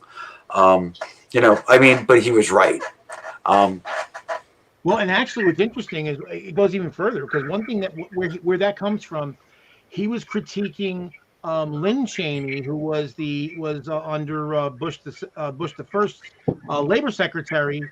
She literally said, "I don't care if we make microchips or potato chips." And that was his point. Like, this guy doesn't deserve to be president because his economic person here is basically saying that it doesn't matter which one of these things we make, and that's fucking stupid. I just wanted to ask, and I know this might be a little uncomfortable, but I mean, I sense a little bit of dissonance, Raven, because like what you said a moment ago, perhaps flippantly about, your having a nice phone kind of depends on, the exploitation of people far away, right? That learning to live with that for me, and I guess maybe for you, I don't know, you can answer that for me, but it's the same kind of thing, learning to live with that, as maybe it is for some of these Trump supporters who like vote on the economy but try to ignore all that other stuff. I don't have a choice. That's the thing, is I don't have a choice. You don't have to have one of these. I do have to have a phone. I have to have a phone. Not one of these. But what else is there? But what else? You can get Scandinavian phones. Okay, where's the brand? I'm just saying. That's kind of my point, though. But even like that, their parts are made elsewhere too, because the rare earths that are made, the rare earths that are needed rather to make them, aren't available there. So it's still exploiting labor from somewhere. My point is our entire existence depends on exploiting labor. And that's what it is exactly. So there isn't any kind of this. I don't have a choice. Like I had gone on and on at one point about gasoline and pollution and combustion and all that. So you drive a car, don't you? Well, of course I drive a car. I don't have a choice. I can live within a system and still critique that system. That's fair enough. It's like the people who try to claim that you can't criticize capitalism and still participate in it. And it's just like it's like it doesn't make any sense. That's a big difference in having a political choice, because the Trump supporters do have a choice. Sure, they do, and they choose to support that. And to that end, for myself, I've had, in the last 15 years, I've had 3 phones, because I basically keep them as long as I possibly can, so I don't feed the system. I actually work from home almost exclusively, although my office is literally a mile from my house, so it's, even if I go to the office, it's not like I'm burning up a lot of fuel. But I am set up to work from home for a lot of my clients. Sometimes I have to go on site. But yeah, so basically I've made it a goal to actually reduce all the uses of things as much to the extent that I can. I think I've mentioned before. My house is actually a net producer of electricity. Yeah. Nice. And it came at it cost me a lot of money to make that happen, but I have it, so I did it. Because I do think that people look like how I would address somebody who's poor when the decisions they make are going to be different than someone who has means. Because when you're poor, you don't have a lot of choices. You have very few choices. One of the things that annoy me about like the whole thing about not having choices because you're poor and that kind of thing is I used to believe that with food, and I think there's some truth to it. But like the argument often is when you're poor, you can't afford to eat healthy. And I actually believed that for a while. I ate a lot of frozen shit. I actually still kind of eat a lot of frozen shit. But not as much as I actually do a lot of cooking now. If you're friends with me on Facebook, you've seen the pictures. Yeah. Because I post all the stuff I cook. But I mean, I cook a lot of stuff now. But I had a friend who actually, when I was kind of down and out, spent like $200, I think it was, on food, and none of it was junk. $117. $117 on food, and none of it was junk. And I ate good, and it lasted. And it was just like shit. I can do this. Well, a lot of this is about being educated about nutrition. And also just educated about just basic cooking skills too, because some people don't have the most basic of cooking skills. They just don't know how to do it, what? Oh, what? No, go ahead.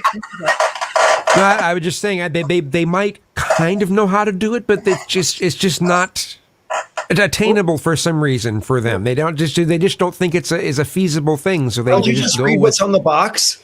Well, the thing is, I remember there was somebody I used to be friends with on Facebook, and she said, "Oh, she couldn't cook." I'm like, "Look, take it. You eat chicken, right? Yes, okay. Take the chicken, get some adobo seasoning, sprinkle adobo seasoning on the chicken, wrap it in tin foil, and put it in the oven for 40 minutes. And if you want it crisp, take it out and put it under the broiler for 90 seconds. Done. You don't have to be Gordon Ramsay to feed yourself."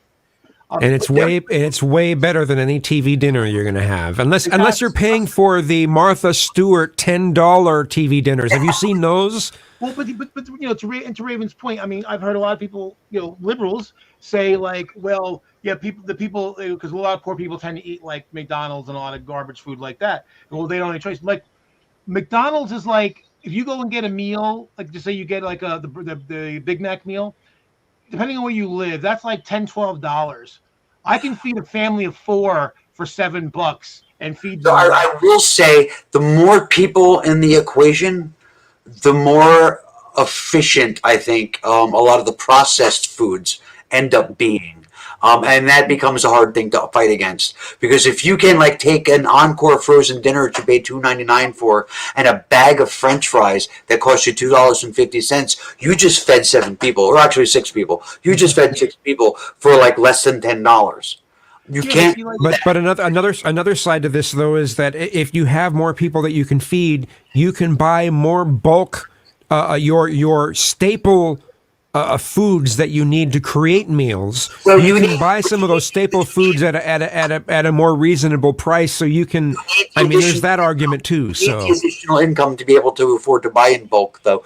But yeah, I mean, there's a certain amount. Like if it's all kids, you're gonna hurt. If you have like an extra adult, that's gonna take a huge weight off of it. And you can do that. Well, here's the thing. Like a russet potato. I just bought some russet potatoes. So. And they're big, so I could make fries for everybody with one gigantic russet potato, and it's 59 cents. That's way cheaper than that $2.59 fries. Yeah, I've been actually cutting my own fries. How does one giant potato feed 4 people? Well, I'm sorry, as the side dish, not as the entire dish for Because I'm like, I don't care how you slice it. It's one potato. That's gotta be one big potato anyway. I have a terrible joke though. You want to hear it? Sure. Okay. How many potatoes does it take to starve an Irish person? 6. 0.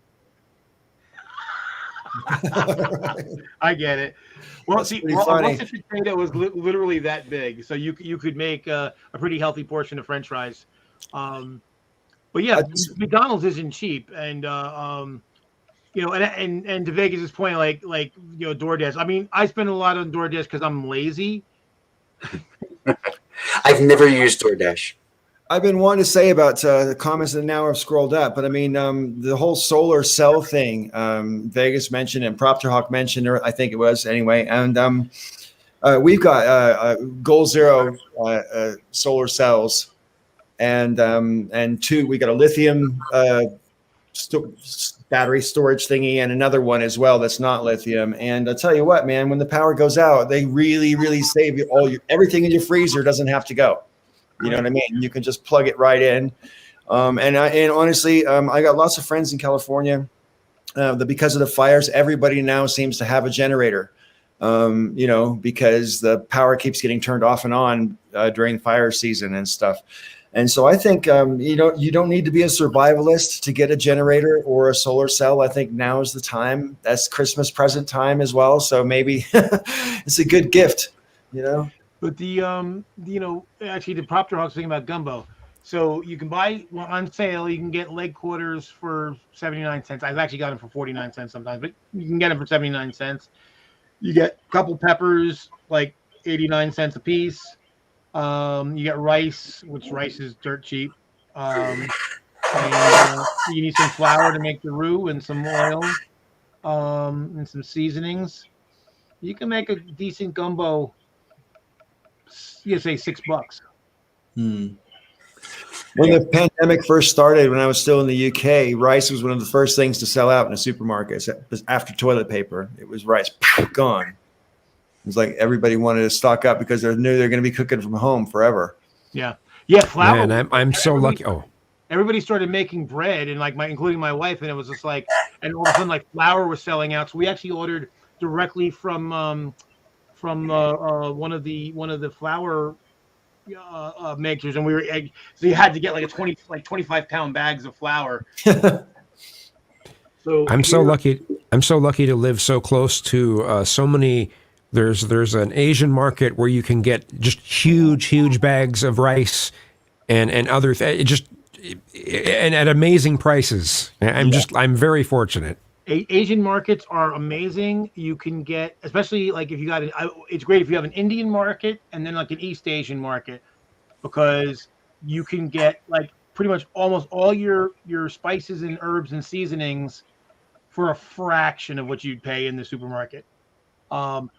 You can get like I usually pay like $5 for a 2-pound bag of Telecherry peppercorns, where McCormick's charges you $8 for a 4-ounce container. Here in Denver, Costco and Sam's Club ran out of sacks of rice that were that big. The H Mart, the Asian market, had giant pallets of it up front, and they never actually ran out of rice. I went there plenty of times. They never ran out of rice. But see, there's this correlation between how prepper are you and how conservative are you.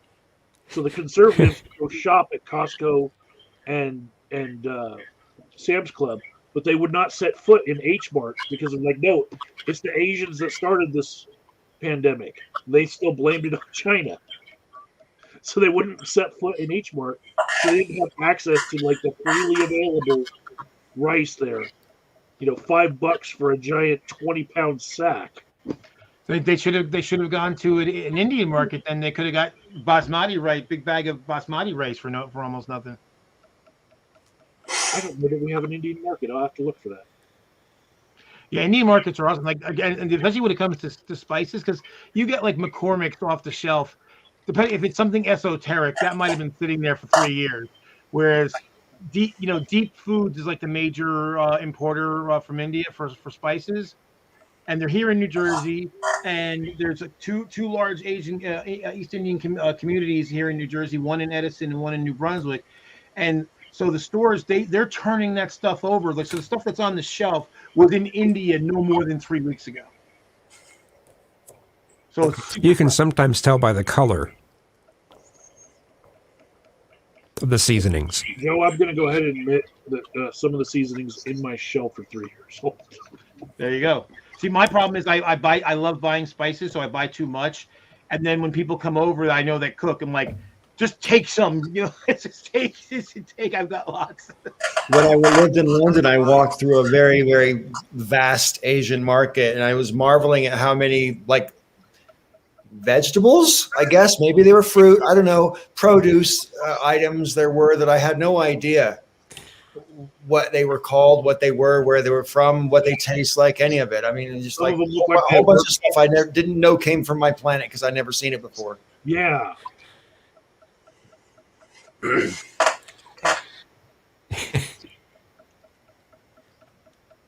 It's true. So Vegas, I've answered that. I mean, I've made it abundantly clear over the last several weeks. I mean, I think I even spent a little bit of time yelling at you. I don't even know who the fuck you really are. So yeah, I don't know. I think it's silly to ask. So is something. Where are we here? Oh, I see. Why are you so mad at me lately? Okay, never mind. Okay, I see now. Yeah. Beans are another good bulk buy because basically, as long as you can keep dry beans weigh a fraction of what the canned beans weigh. So there's that. But also, as long as you can keep them in airtight containers, they'll last for decades. Beans and rice are nice. Okay, never mind. And you can have a fairly healthy existence on beans and rice. I know old beans, but I've had years old spaghetti. I know a lot of Puerto Ricans that survive for a very long time on beans and rice. And then if you get some canned tomatoes, or if you can't get fresh tomatoes, get canned tomatoes and the right seasonings. Make some sofrito. Make some or you can make Puerto Rican, Dominican red beans and rice, or you can make Cajun beans and rice. It's all good. I really want to learn how to make some Puerto Rican food. You guys are making me hungry. Or if you get some Indian lentils, you can make dal. What's dal? Dal is kind of like a lentil stew. Okay. And it's quite good, and it can be very well seasoned and flavorful. It doesn't have to be hot spicy, but it's definitely going to be flavorful. So I don't know, man. I don't know. I mean, because I don't know who you are. Like, you say things that contradict things that you've said before, or we have these political conversations that we do here all the time where you don't seem to grasp some basic concepts that are repeated over and over and over and over again. So that makes me think either that you're really stupid or that you're just an asshole. And I don't like to be associated very closely with people whose sole existence is to be an asshole.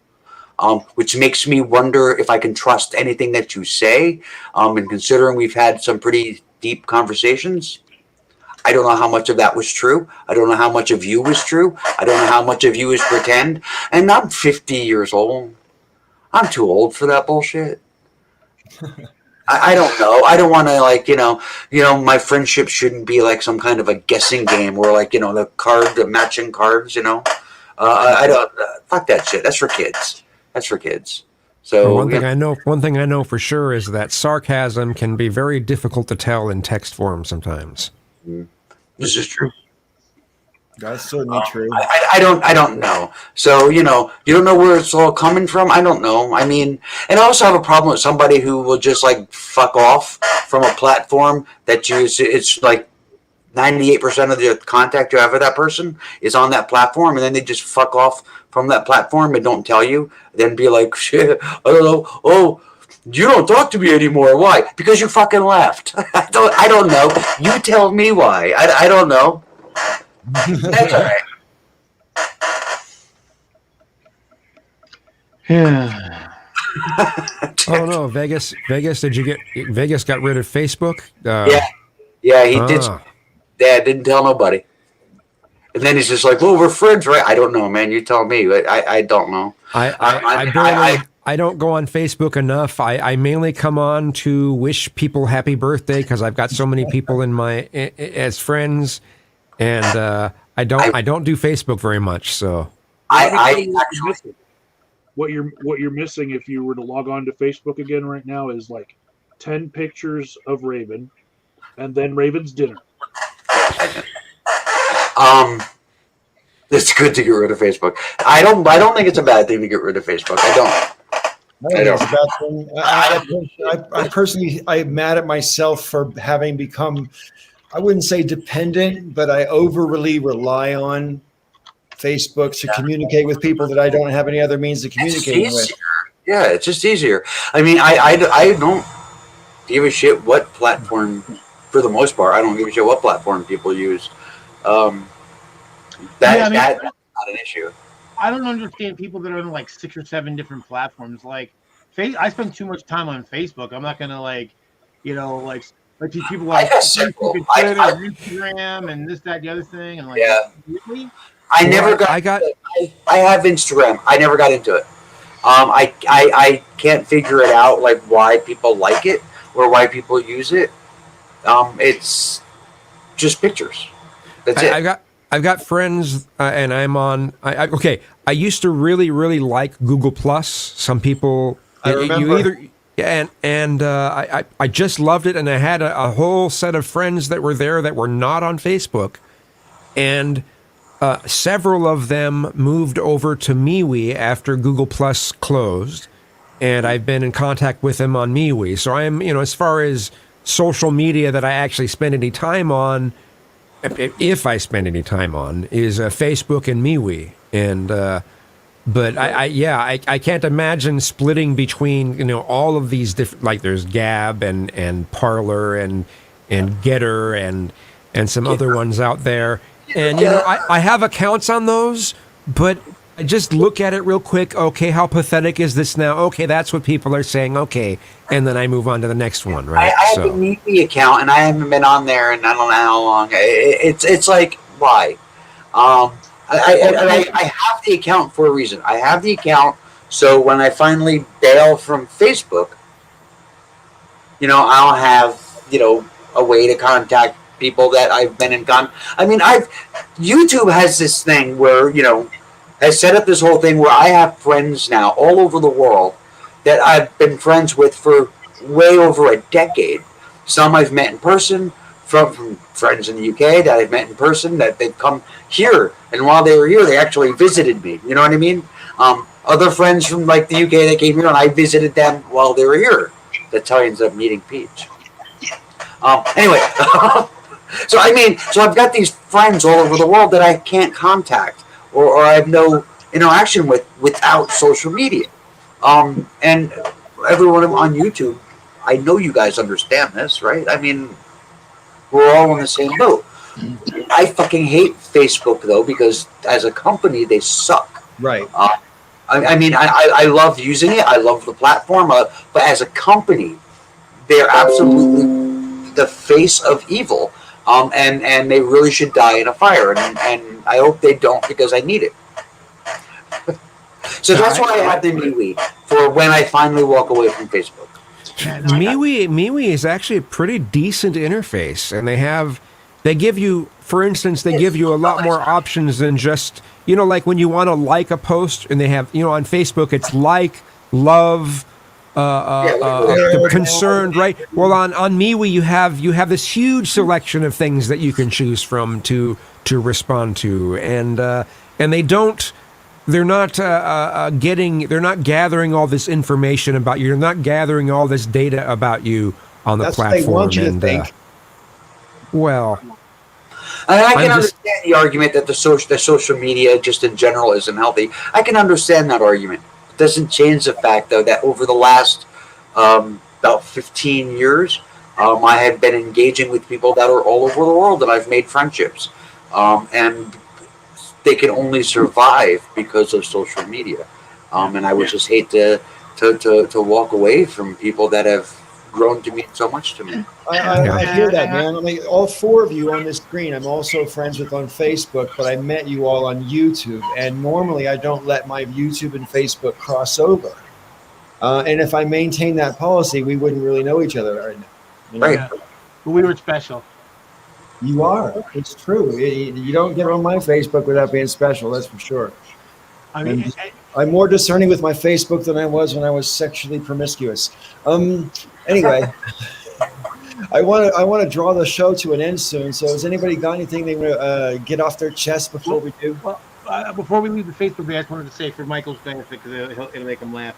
You know, yeah, I can't stand. You know, like, yeah, I need Facebook, but I hate the company. But I don't want them to go away because I need them, and I still have 75 shares of stock that I bought near the IPO. So, Awesome. but yeah, get off my chest. I mean, like I said, I've just been kind of out of sorts lately because not anybody here. I mean, you people are wonderful. You're part of what keeps me going. But I've been in kind of a rough patch lately, and it just the totality of all the things we've been talking about just kind of weighing on my mind, and feeling like, you know, like I want to do everything that I can possibly do, but I know as an individual there's a limit to how much that I can personally do. That's how I feel. Willing to do all those things, whatever they are, but sometimes it just kind of gets you down. And well, we were talking. I was talking last week. Obviously, I went on a rant last week, but you know, really getting to that point where, like I said, I was talking about like the whole thing with Jefferson and all these things, and that was something that actually that Vegas and I got in a big argument over just when they got off Facebook, was because like I have a hard time. You know, I've always kind of known to a certain degree that, you know, America was flawed, but it's been the more I dig deeper in, the more and more difficult it is to have any kind of enthusiasm about it. And you know, it would be very. I understand how for some people, to what Kizzy was getting at before, they don't want to see those things. It's not that they don't know that they're there, but they just want to. They want to feel good about something. They want to be happy, and they don't want to be concerned about all these big weighty things. But I can't avoid some of it. At least I can avoid. I mean, some of what I can. I've got the benefit of living in New Jersey, and being able to have some financial stability, so that at least some of it I can avoid. But there's a certain amount of it I can't avoid, and then even beyond that, there's family and friends who are stuck in it that I can't avoid that. And I feel like I do feel that people who have the ability to do something have an obligation to do something. But you know, when you try to say that to people, they just get like, they get hostile because they don't want to have to be. They don't want to take on the responsibility. And I'm like, well, you have the responsibility whether you accept it or not. Well, yeah, and that basic principle being true, Joe, is what kind of frightens me about the future. Because if it does get down to brass tacks, basically, and people start taking up arms against their neighbors, and this play basically turns into the largest banana republic in the world. I don't know how to respond to that. I don't know if I should refugee. You know, I mean, there's this, once upon a time I made a video called America, Love It, Leave It, or Fix It, because that's the conundrum we all have. You either love it, leave it, or fix it. You know, you love it in ignorance because if you don't want to fix it, you're not paying attention, like you said before. Leaving it is an option because maybe it's too far gone to fix and you find someplace better and you just go, you know what, I can't. You know, people do that all over the world when they come to America. That's what they've done to their home country to come here, right? And I hate to think that Americans might exodus the United States and move to Canada or wherever because they think that's the only place you can still be free. I mean, it's hard, and that's something that I've been weighing. But it's like, you know, I think it'd be easier if I was younger. You know, if I was in my 20s and I had the resources I have today, I'd be out like a shot. Right. But everything I have is here. My business is here. My friends are here. My family is here. To pick up and relocate at 53 to go someplace I don't know and have no connection to other than maybe obliquely or distantly. Nobody understands you better than I do, brother. Yeah, exactly. You've done it twice. You did it twice. And that's amazing to me. But it's like, so I don't know. Like, I think certain things I would feel better about because I wouldn't be dealing with them on a day-to-day basis. But I don't think I would totally go away, because I think all the people I leave behind that are still in those situations, I still would worry about them and still care about them, and then I would even have even less ability to do anything about it because I wouldn't be, you know what I mean? I wanted to address Proctor Hawk real quick when he said getting out and talking to your neighbors is really healthy. I'm a pretty heavy computer user, internet user, and I don't understand how that will stop you. Like if Facebook is preventing you from getting out and talking to your neighbors, yeah, get off Facebook. And I'm a heavy user, and I go to meetings, like political meetings, being, you know, that I actually have a seat. You know what I mean? That I was elected to on a committee. And I talk to my neighbors. I mean, I don't see how these things are like mutually. Sorry, it just makes no sense. It's not necessarily. I don't think it's necessarily purely a Facebook thing. It's just a thing of being online. If you replace, it's so easy to replace actual online. To replace actual discussion. Like even what we're doing right now, even though it's online, it's still different than when you're on any sort of social media or YouTube or any of that.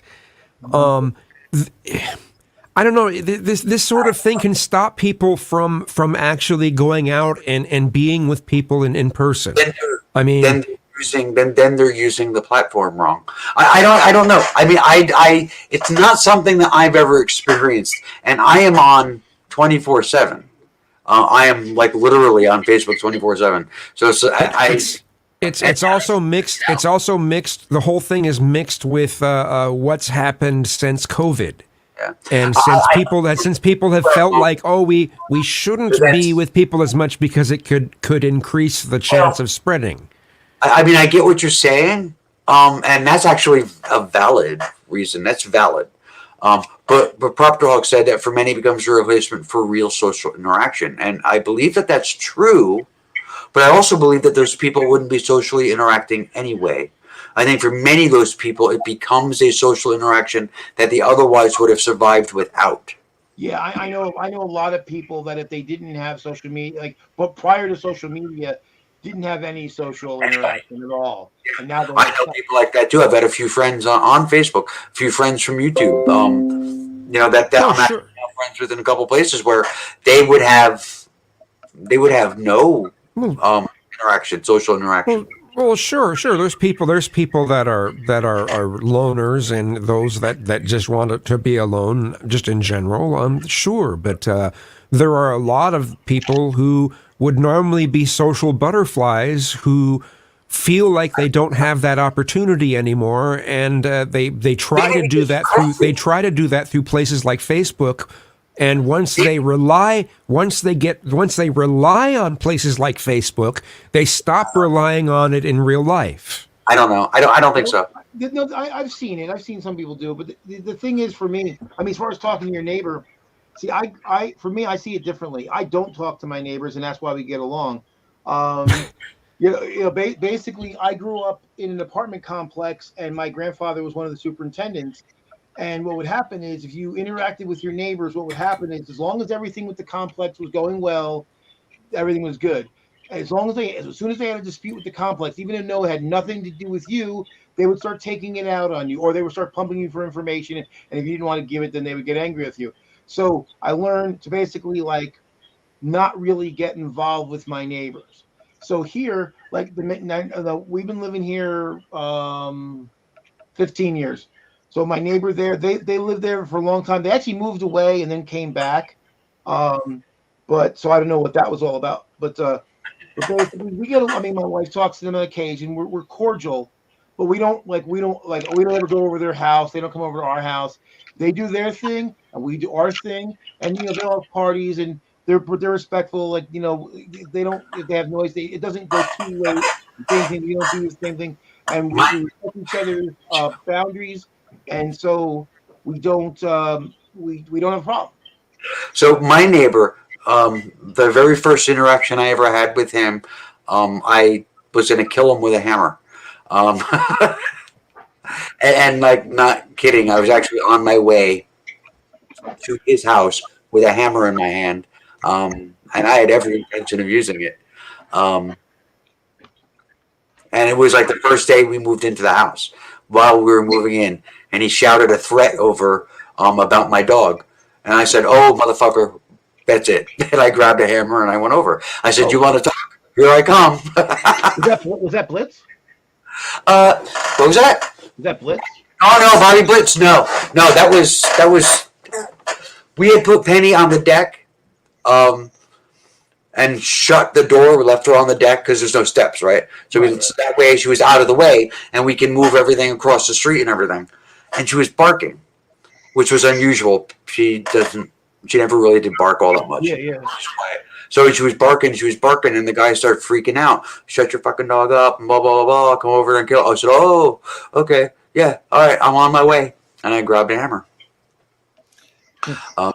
There's that. Now, as far as like social butterflies, I am sorry. I know that there are people who might be social, who then might replace theirs, something happened, they were in an accident, or there's COVID, or there's something that drives them to stop being social, and then they replace that with Facebook. I get that. But a social butterfly, as soon as that the doors are open again, where there's no lockdown and there's no danger of getting sick, they'll go right back to being a social butterfly because they need that. Well, and to your point, I mean, my trip out to Chicago, I could have flown out to Chicago to, it's an hour and a half flight, whatever it is. And it was basically flying right, and the hotel was right next to the airport, like literally attached to the airport. So I could have been there and come home and no problem. But instead, I took a 2-week extravaganza, 2,000 miles of driving, stopping along to see people I hadn't seen, or in some cases, meet people that I've only known from online to actually meet them in person, because I need that.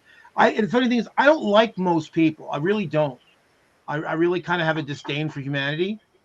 That's what I like about you. Unlike my gal. My gal says stuff like that all the time. That's why we live up here. Yeah. But on the other hand, the people that I love and care about, they mean everything to me. So Facebook's never going to get in the way of that, because I'm going to get there. In fact, it was actually because of Facebook that inspired me to start doing it. Because those Sazonstar, he's been here and in the Hangouts recently. Well, he was doing he had his Facebook. He called it his Facebook project. What he did every month, he kind of had this little vignette about people he knew in his life that were Facebook friends, and told everybody, "This is my friend. This is how we know each other and why we know each other," and blah blah blah. And I started thinking about, this is really great. There's a lot of people. For a while there, I had people on my Facebook friends that I didn't really interact with, and I said, that's not good. I should, if they're on my friends list, it should be for a reason, and I should interact with them. And then I said, I'm going to go one step better, because we're all getting older and we don't know how long people are going to live. And so I'm going to go out of my way to actually see them again, or meet them in the case of people I've never met for the first time, so that, I have that connection with them. Yeah, that's the thing, Vegas. That's the reason why I'm convinced the people that want to live off the grid are xenophobic, because I don't like people. But I love the grid. I get get an extension cord for my grid. I'm a civilization kind of guy. I don't like. Yeah, right. Yeah, I think the idea of living off the grid is intellectually appealing, but from a practical standpoint, nah. Listen, friends, I want to wrap up the show. Can I just really what Prop Talk said real quick? Go on. Toastmasters is really good if you want to either like public speaking or you want to get good at public speaking. I had to do Toastmasters. I ended up interloping in a Toastmasters event. I was in Virginia, and I was in a restaurant at the same time as Toastmasters was in that local group was meeting, and I inserted myself into their conversation. I was a member of management for Staples, and Staples, it was mandatory for management to go to Toastmasters. So. I relish any opportunity to stand up and talk to a group. That sounds great. I hated it. I hate it. I still hate it. I don't like talking. No, I wish more people asked me to be their best man so I could give a speech at the wedding, sort of a thing. And I'll tell you, I've only ever been best man at one wedding in my life, and I was so young and stupid, I didn't know the best man was supposed to make a speech. So when it came time, everyone's saying, Paul, it's time for the speech. And I'm like, what speech? And they're like, you're supposed to make a speech. And I had nothing prepared whatsoever. It was awful. I've been a best man twice. The first time it was real. Actually, I'm trying to get a. I think my friend told me that there's a video of it, because it was. I won't go into it now. It's a long thing, but like I was prepared. I was well prepared, and like one of the bridesmaids, after she was crying, she goes, "Oh, that was so beautiful." I will tell you this. I was never the best man.